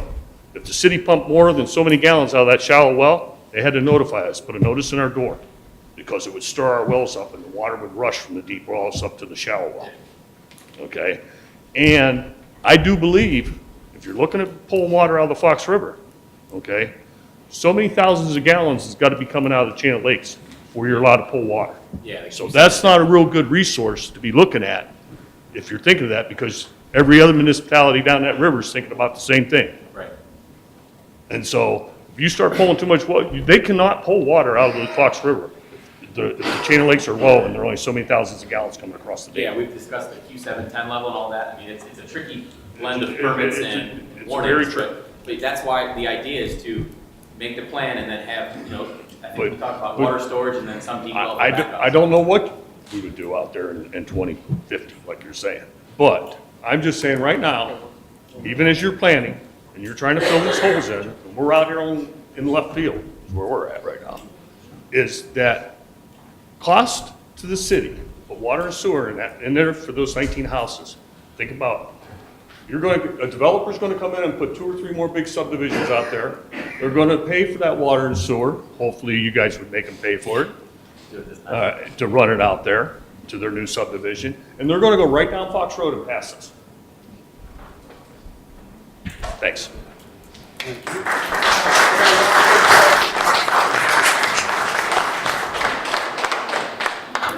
Joel, you said earlier that your planning intent was to fill in the holes because we're all going to eventually have to chip into this big pot of money.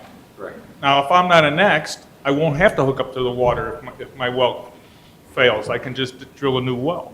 I only have that restriction if you annex me. Then I have to hook up to the city water if my well fails.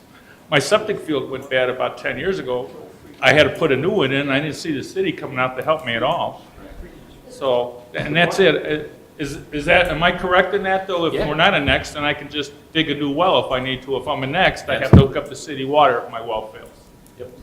That to me is a very expensive, well, either way is expensive. Either way is expensive, yes, Yes. absolutely. That's why we're having the If discussion. you have a well, you just pray that it. Exactly. Okay, that's all I have.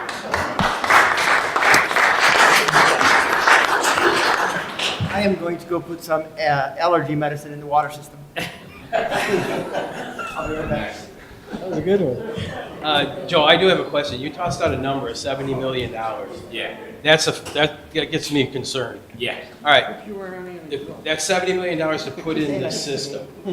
Okay. Would you help us by breaking that down? Because obviously Yorkville's not paying $70 million. The federal government's kicking in, local, state. I would hope so, but I think the majority is us, because I mean, Montgomery's is 42, and I want to say Oswego's Is that the 59. total cost of the system, 70 million, or No, is it even 70, more? 50. It's a very high level cost estimate at this point, and we haven't even decided to embark on that project yet. So we wouldn't have gone to any federal or state level entity. I was gonna say, I'd be really shocked, because I've done sanitary work before, and it's always been majority federal. The municipalities pay percentages. There used to be significant amounts of federal grant funding available for projects like that. It's dried up. I think it's called especially since the infrastructure. recession. Isn't that shovel-ready stuff they're talking about? There isn't much of that. It's a lot of low interest loan stuff, but it's not grants, which is something that we've talked about as being concerning. So it would be a major. You have point no of anticipation for getting any federal money on this at all? It's all gonna Plan be. on not getting it, but if we have to surprise. Yeah, I mean, well- we were at the IEPA last year, and they're talking about these small, low-interest loans for like 250,000 and like maybe 4 million, and you're like, can you get 20 of them? Can you break it down for what we'd be paying for that, per Yeah, eventually. citizen? So right now, we've done the kind of the assessment for Oswego, Yorkville, Montgomery. Then CMAP, the Chicago Metropolitan Area Planning, they have a determination on where our water is coming from and where it's going. Right now, we just talked about how much it would cost to pull water from Lake Michigan. So you want to have the alternative. So either we do nothing, prove how much we have, we pull from Lake Michigan, or you consider another source, which would be either buying from another community or pulling it out of the Fox River. Okay. But what I'm wondering is at 70 million, what is it gonna cost per citizen to pay for that? We have some of that information in, if you go onto the Yorkville website, just type in water. Like, Okay. there's 4 or 5 different very large PDFs, which are excellent bedtime reading. But They all also, have part of okay, that. but also too, up to this moment, none of us were at all aware of this that's been on your radar screen. Not put in any of these pamphlets, any of these brochures, to at least give us some kind of, we're thinking you guys are coming, Big Brother is taking, trying to stick it to us, and you have a legitimate concern. I'm not sure I share it. Sure. But, you said nothing about it at all. Well, this is the first we've heard. Unfortunately, we talked about it at quite a number of public relations meetings. I know it's not entertaining, but again, like Water 2050 and the event that was held at the Roundhouse a couple of years ago, every community is talking about where are we going to get water. But wouldn't you guys consider the fact that you're telling us we need to do an involuntary annexation? And we know really no reason why, except the fact that we're getting annexed? Right. And, to kind of lubricate the situation? Yes. It would have been nice to hear that first, I got a lot of sand right now. Right. Kind of shaking out my shorts. I would have liked something a little more. Understood. Thanks.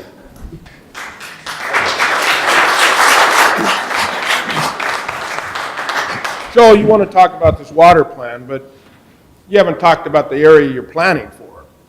And then from when I remember looking at this, you had areas down there that were even south of 52 that you were planning for. Yes. That's pretty aggressive planning. But right now, the planning area, unfortunately, is the planning area. But if you look at where the infrastructure we're talking about is, it's around our goofy. I understand that, but what I'm getting at is that basically you've thrown a big circle down there way past south of 52, and you say, that's going to be Yorkville, and we're going to need to provide water for it, and that's where you're getting part of your $70 million number. I'm just saying that's pretty aggressive. Sure. Well, if we took people who live there and we subtracted all the farmland, I'm sure that number would shrink a little bit, but I'm still terrified at 55 million, to be honest. And it's an excellent point. Yeah, it's a large number. You got to start with a large number so you freak out, then it becomes more realistic. That's why we're doing the due diligence, and we just figured out the whole thing. Are you saying that's the number for Yorkville alone? Yeah. Yeah. Oswego is 59, and I want to, Montgomery's the smallest of the 3, but yeah. Just put on the water treatment plant, about a big part of it. That's $90 million. Yeah, that's affluent, right. That's not drinking water though. That's just the waste. Yeah. So that was one of the reasons why it sounds beneficial to start with the Fox River, because we're getting cleaner water than what was above Fox Metro.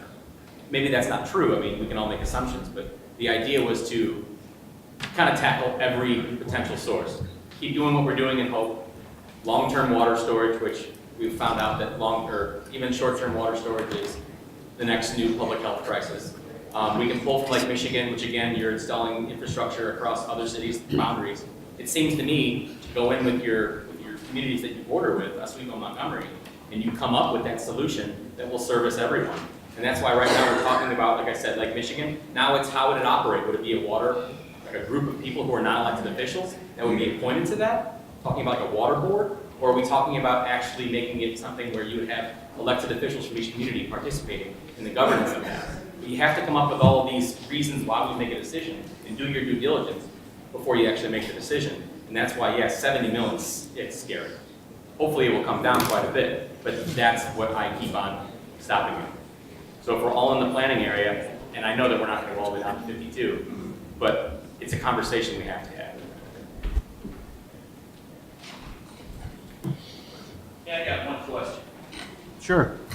For all these people that they're talking about, like some of their communities are retired, fixed incomes. Let's say we do get forced the next, I hope to God we don't, but if we do, and my well and my septic go bad, what's the hookup fees gonna cost us? Are you guys gonna And monthly. waive them? Just what is it? Tell these people that it's gonna cost 10 grand, right, for the water? Well, that's how much you would pay to fix your well. No, it ain't.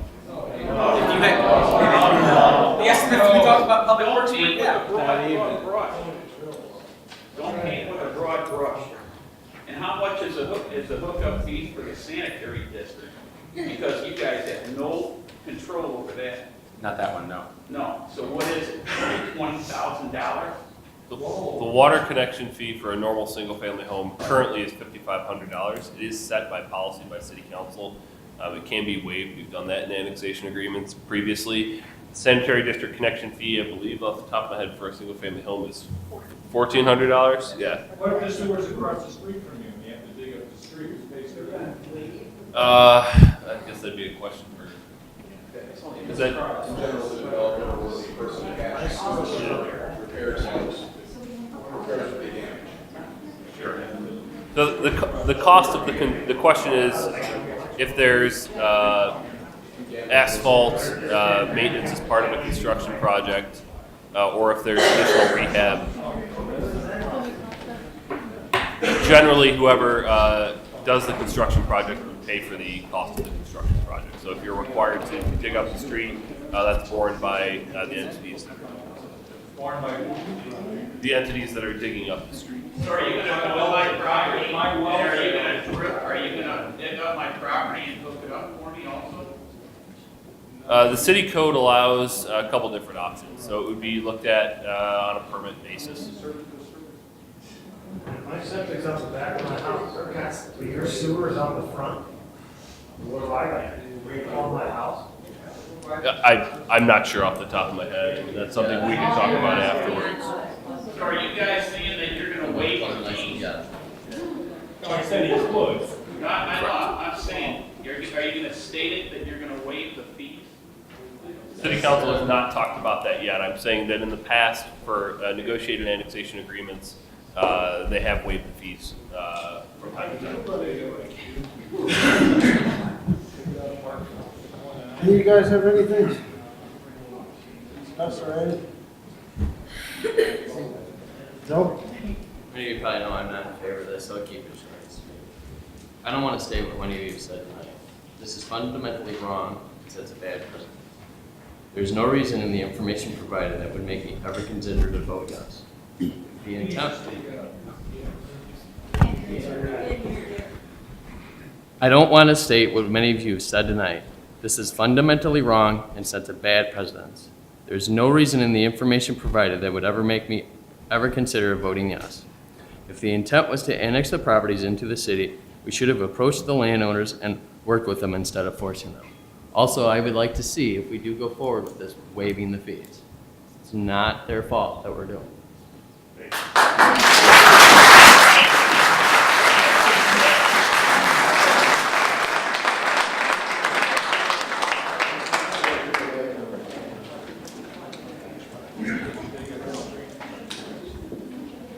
Anyone else? Yes, sir. first got presented the annexation proposal, it came as one lump sum. It wasn't broken down like you see in your packet today. So at committee, we were informed that certain services were provided to unincorporated areas. As you quoted me in the newspaper at that point, that's the information I had, that our services, that we were providing services to unincorporated areas. So obviously, based on that, if we're providing you services, I agree. The residents of the city should not be paying for services that you're receiving for free. I think everybody would agree with that. The question is, are we providing services? That's why I asked for a breakdown of each individual area, to be broken down by individual area, exactly what services we receive, each of those areas receive, and then not to vote on this as a single vote, but to vote on it by individual area. Because one area might be prime for annexation, while one area, Fox Glen, I don't think you have any problems to worry about, is not prime for annexation, okay? So this is the first night, I got this package, I think, on Thursday, when I first started to reviewing it. So I get that if you're an elected official, when you run for these offices, you gotta have a thick skin, and I'm fine with it. I'll stay here till midnight, and you guys, I'll listen to everything you have to say. But truly, we have a council here who actually wants to hear what you have to say. We have no predetermined, rubber-stamped idea of what we're going to do with this proposal. It truly is a proposal that's brought to the 8 of us, and ultimately the 8 of us are going to have to vote on it. So I have no issue with listening to what you have to say, listening to what the city has to say, reviewing everything, and then making my own independent vote on each one of these individual properties. With that, when people get up and start questioning my honor, when I haven't even voted on this yet, you don't know where I stand, you don't know my position.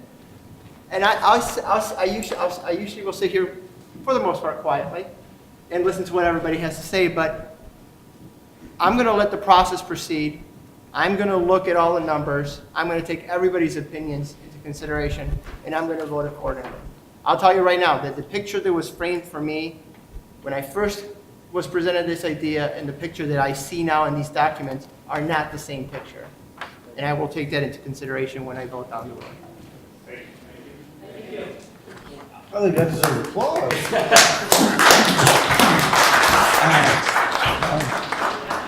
Anyone else? Go ahead, Ken.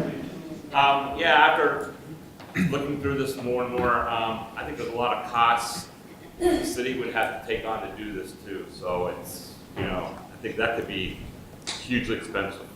So I think we have to really talk about that and get a grip on that.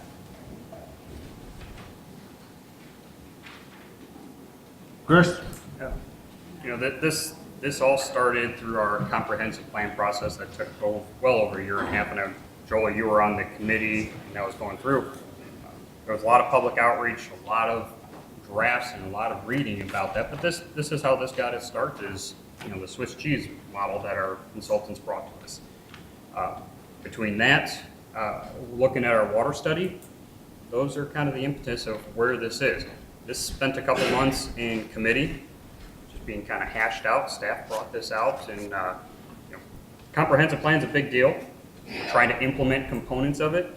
This is not a pleasurable kind of discussion to have our city hall full for the first time in years, and have people counting on us. But this is a conversation. Staff brought this to us as a lump sum. As Alderman Colosimo said, we broke it up. We wanted to look at it individually. We requested more information. And we're diligently trying to go through and see if this makes any sense to go through these pieces. We're going through trying, as I said, to implement our $150,000 comprehensive plan that did win a award for its planning purposes or planning principles. So we're not doing this lightheartedly. This is something that we've all taken a lot of calls, we're putting a lot of thought into it. Staff's done a lot of work to try to provide us the information that we have here. This is by no means a done deal.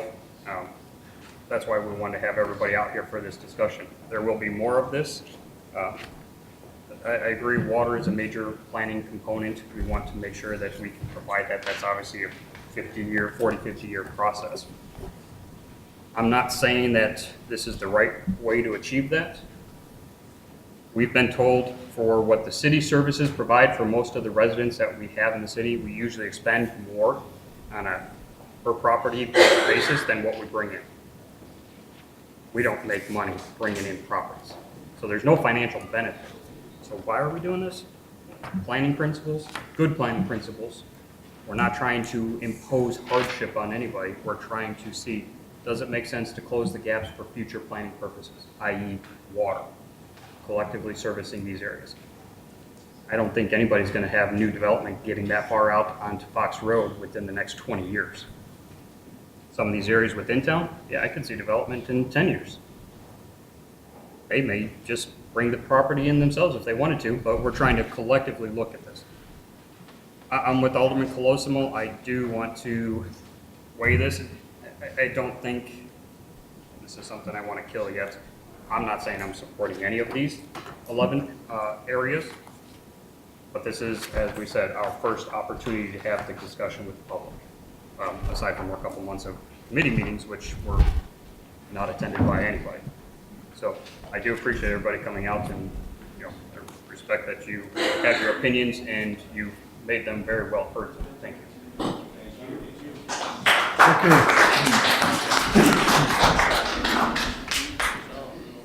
Jackie. This started because of this comprehensive plan, and something I just want to note. I've been on the council longer than any of you. I've seen so many of these different plans and all these consultants come in. Just because a consultant comes in and makes a recommendation, they're people that don't live here.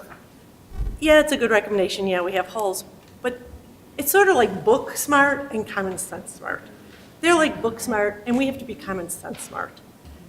Just because they say, let's fill up the holes, doesn't mean that's the right thing to do. And I'm really glad you all came out and talked to us. I guess I'm kind of siding with Joe. I'm just not happy with this. I think if it isn't broke, why fix it?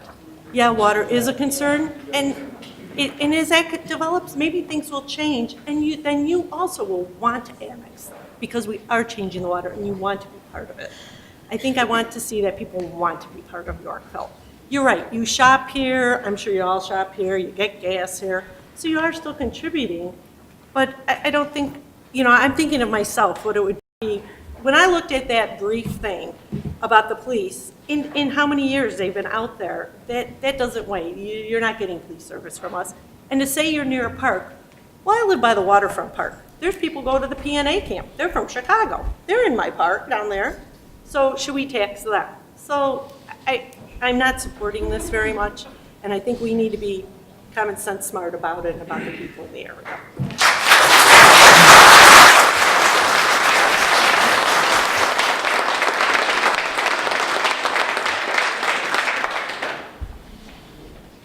Anyone else? Alex, it's your last meeting. You got to say something. This is my last meeting, and I wish you all well in this.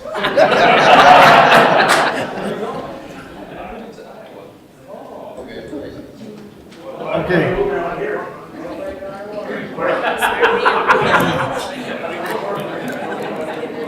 Okay, so, just to wrap this up. I think Joe is. Joe. I just want to say, is there any that we can take off the table right now? I've heard. Well, I don't think Fox Glen has a snowball's chance of No. getting annexed into the city of Yorkville. So Fox Glen. Does anybody want to discuss Fox Glen any further? But is that fair? I mean, I would definitely say the residential needs to go first. And is it financial, Michael? Like you just said?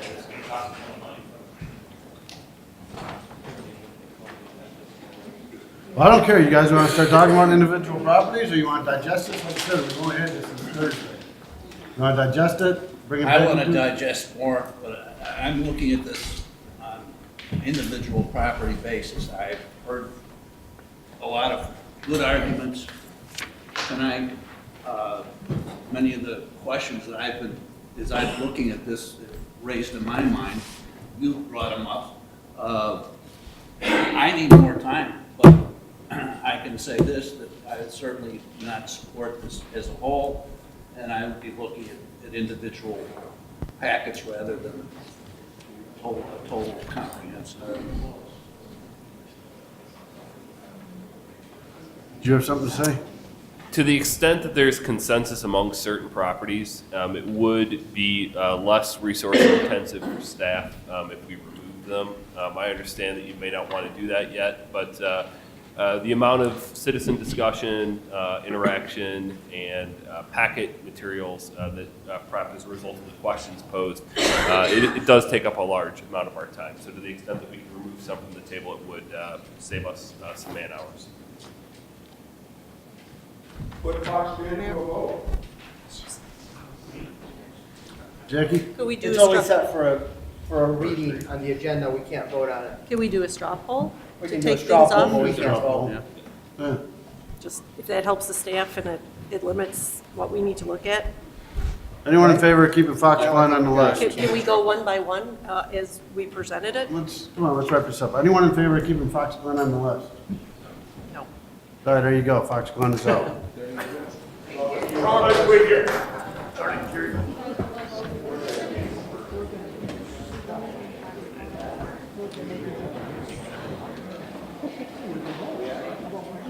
Some of them make sense, though. I mean, some of them may make sense. Right. I think everything else you really got to digest. Yeah. Yeah. You know, as I've been going through this, I've been thinking about some more information. You know, I know we had been given a cost on what it would be for a new well. Do we have the ability to find out a better number of a new well or re-drilling deeper of a new well, just kind of a ballpark?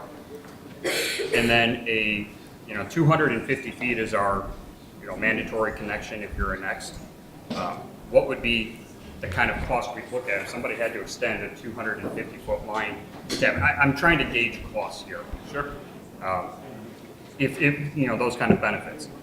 And then, I know they talked about somewhere like Fox Glen, that subdivision, if we ran water and sewer through there. Does it make sense for us to get an idea ballpark? We have linear foot prices through our engineers. How much would it be for that kind of a project down the road?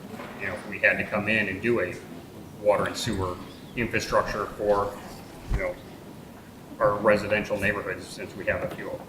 Just ballpark those to give us an idea. We don't have that as compared to taking out those ones that would be within 250 feet because they would be connecting on the periphery of those neighborhoods. Sure. We do have some estimates of cost of linear foot main depending on pipe size as part of our water study, so we may be able to just pull that out of the study. And then we can call around for general cost of 250-foot utility extension. That's going to be heavily dependent on depth of the service lines and what other issues are there. I mean, it's ballpark and in generality, but those kind of things go a long way to make heads or tails of whether or not some of these really do make sense in the residential areas for the city. Because we know whenever we go through, if we're going to annex these, we're going to be responsible for roads. If we redo the road, that's when we do underground infrastructure. So we got to be prepared for those. And those are numbers we don't have, but we do know. And that can range wildly depending on the types of roads because we always bring our roads up to the standard. Everybody that lives on the queue that's going to be annexed would have, if they were going to look to the sewer and the water, they'd have to dig up the queue street. We're all on the other side of the street from the sewer. So that's an additional cost that you guys need to figure. Because as Bart said, that would be incurred by the homeowner. And the plumbing goes out the back. Yeah, all our plumbing goes out the back. You'd also need sidewalks. Yeah.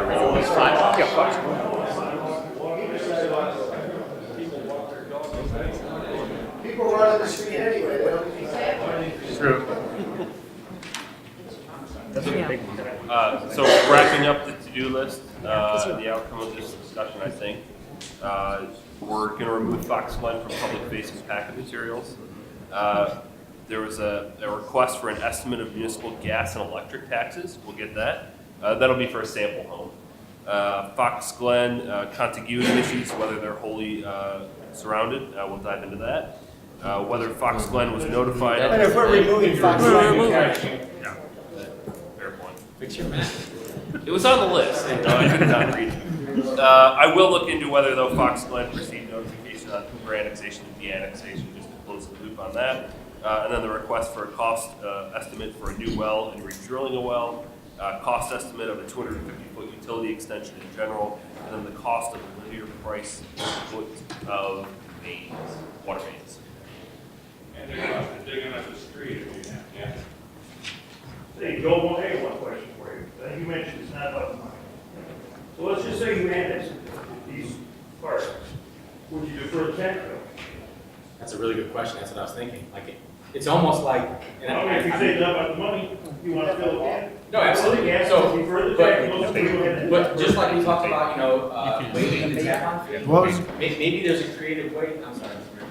I just wanted to hear the question again, I'm sorry. He said, would you be willing to defer? Any tax we have to bear. We've done it before. But the idea there is, number one, we're a small community, we can be creative. Number two, what if it's in steps where, okay, you're annexed as far as being population, then after maybe 5-10 years, you ramp up into your, I think I'm paying $600 a year for the city, and $200 for the library. But you ramp up into that, and then once that water, you're gonna have to tap on the water, maybe that's when you pay.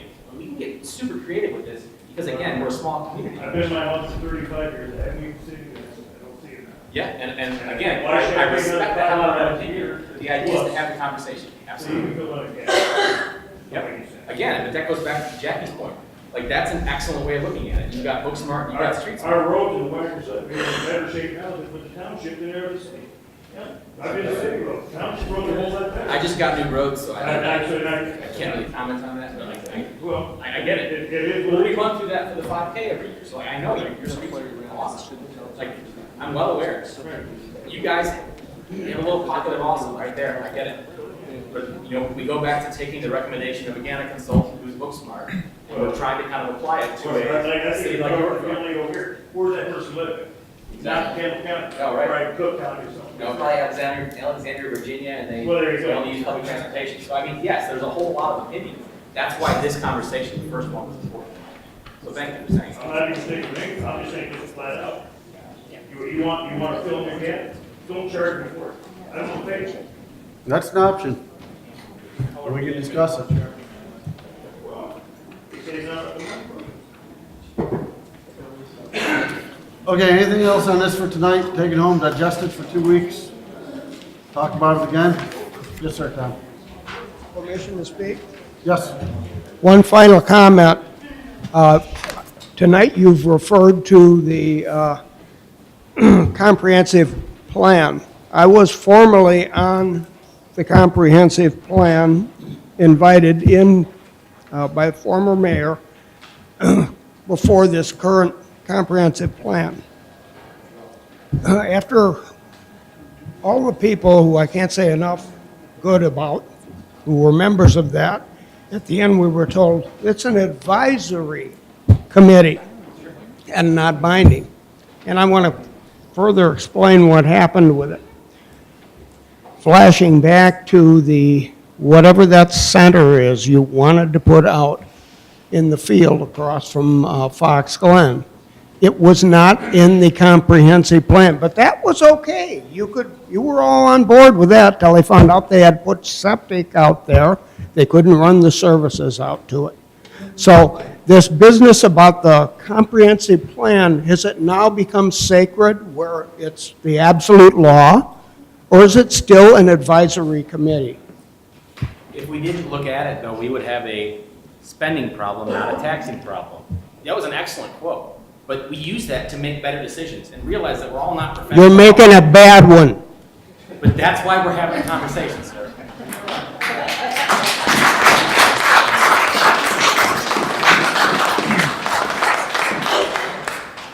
Okay, so we're gonna wrap this up, and Bart's gonna bring some more numbers back, or staff will, and we're gonna have another conversation in 2 weeks. But like we said early on, I mean, nothing's gonna happen without notification and a long, slow walk process. When is the next meeting? 2 weeks from today. Same place, time? Same time, same place. September 11th. Fourth Tuesday of every month. Do you have a list of all the representatives up here, all of them that are On the webpage. left work? Who would be effective? Was that, sir? Well, I'm in that brick whack. Who would be my office? It's I haven't an I haven't looked at the process. board map yet. Would that be? Me and Jackie. Wackerly would probably be Ward 2. Maybe one, right? What is it? We're not north of the river. Wackerly would probably be 2. Oh, that was off of 71. Would be 2.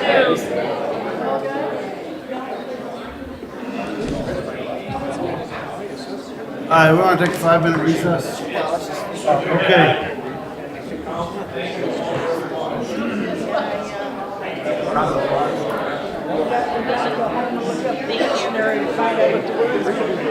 Okay, we have no public hearings. Mayor? Yes. So do I. All right, 5 minutes. 5-minute recess.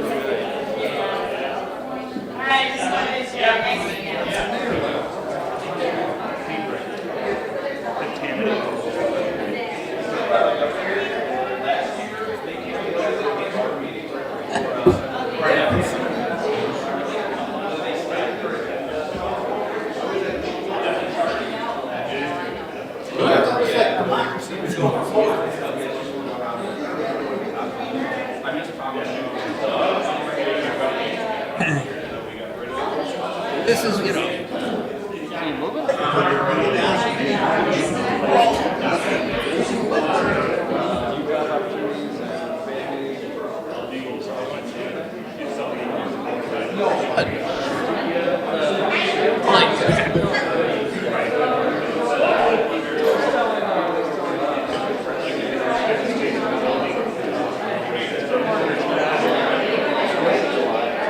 All of a sudden,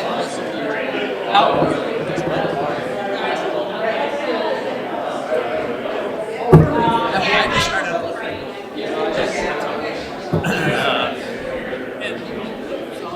Some of it is merit, some of it whatsoever. But you know, I want to look at the whole thing, you know, each piece.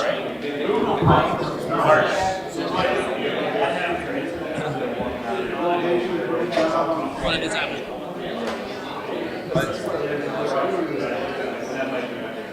So loose there. You know, how would I, you know, I have to judge what's greater, you know. Okay, I'm ready.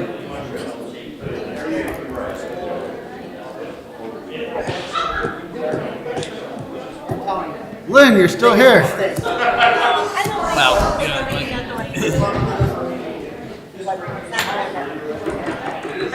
this is not going to happen overnight.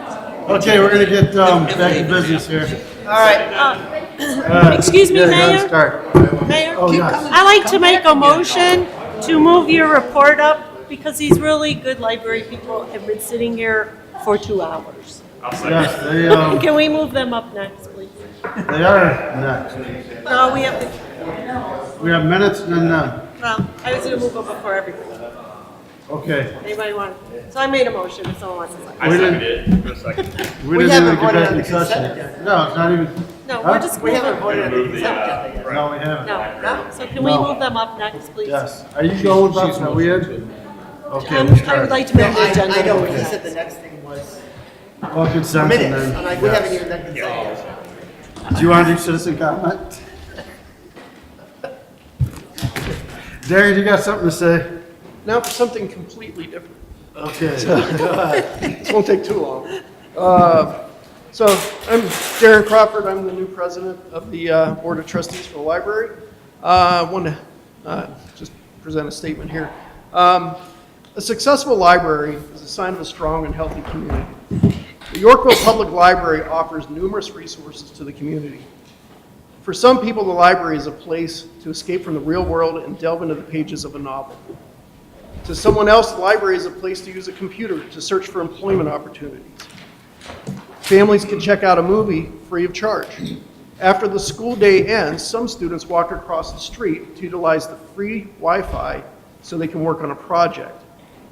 Over 80% of YHS students are now planning to attend a college. The remaining students are planning to enter a trade or begin a military career. I would like to believe that Yorkville Public Library played some role in their formative years. I know it did for my senior student. 50% of the current board are first-time appointees. We have recently had a change of leadership in the library staff and on the board. As newly elected president of the board, I am charged with maintaining the library's financial stability and ensuring the library is a valued resource for the community. In order to keep the library moving forward, I am in need of an intact library board. There is a vacancy that needs to be filled. Ryan Forrestal will bring the mechanical expertise we need for facility operations of the library building. His approval to the library board will be greatly appreciated. 3 members of the board are in need of reappointment. Jason Hedman is key to formulating the library's strategic plan. Wameka Rodriguez is the board secretary and a professional librarian. She is instrumental in rewriting our policies.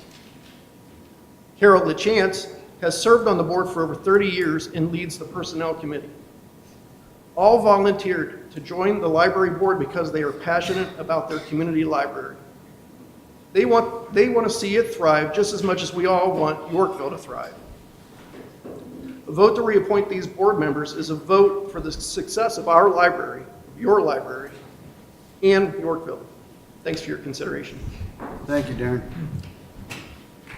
Anyone else have anything else before we move on to library appointments? Everyone's good? All right, so I'll entertain a motion to approve the mayor's appointment of Ryan Forrestal to the library board to a partial term ending May 2019, and to approve the mayor's reappointments of Carol LaChance, Wameka Rodriguez, and Jason Hedman to the library board to terms ending May 2021. So moved. Second? Okay, now last week, Darren and myself and Bart and Alyssa sat down, had a nice conversation. Now obviously, I mean, these were put on hold or some things set at meetings on tapes, and, you know, we just want to put all that behind us, and I know Alyssa and Darren asked us to, get these appointments, so like Darren just said, they can move forward, we can move forward, and, you know, get back to the business of running the city and running this library. So yeah, I'd ask that you reappoint all 4 members. Any questions, concerns, comments? Roll call, please. Kaiser, Aye. Lushewski, Aye. Hernandez, Aye. Coe, Aye. Butcher, Aye. Readers, Aye. Turles, Aye. Listen, Aye. Thank you, and I'm sorry you had to sit here for 2 hours. It was informative. Yes. Okay, back to consent agenda. I'll entertain a motion to approve the amended consent agenda. Second. Roll call. Solicitor, Aye. Maschinski, Aye. Turles, Aye. Raiders, Aye. Montezor, Aye. Coe, Aye. Hernandez, Fletcher. Aye. Motion passes. I'll entertain a motion to approve the minutes of the regular city council meetings of July 24th, 2018 and August 14th, 2018 as presented. Comments, questions, corrections on the minutes? All those in favor of approving as presented, please state aye. Aye. Opposed? Joel, you want to take Public Works, or you want me to? Yes. I make a motion to authorize staff to construct an 8-foot shared use path on the north side of Greenbrier Road with a preliminary engineering cost estimate of $24,200.00. Second. Comments, questions? Roll call. Solicitor, Aye. Montezor, Aye. Maschinski, Aye. Hernandez. Aye. Coe, Aye. Fletcher, Aye. Raiders, Aye. Turles. Aye. Motion passes. No public safety or admin committee reports, anything from Park Board? No. Planning, no planning and zoning, no city council report. City clerk's report, any community and liaison reports? I have a quickie. Oh, boy. While I have you all here, the National Suicide Prevention Awareness Month Proclamation Project is at 159 cities, 8 counties, in 16 states. That's awesome. Wonderful. That is good. Any other community and liaison reports? Staff reports? No reports. Additional business? Media reports? Do we want an executive session or no? What is that, litigation I and think- personnel? Yeah? Yeah? All right, we're going into executive session for litigation and personnel? Litigation and personnel. After that, no action will be taken. Aye. Aye. Roll call. Aye. Aye.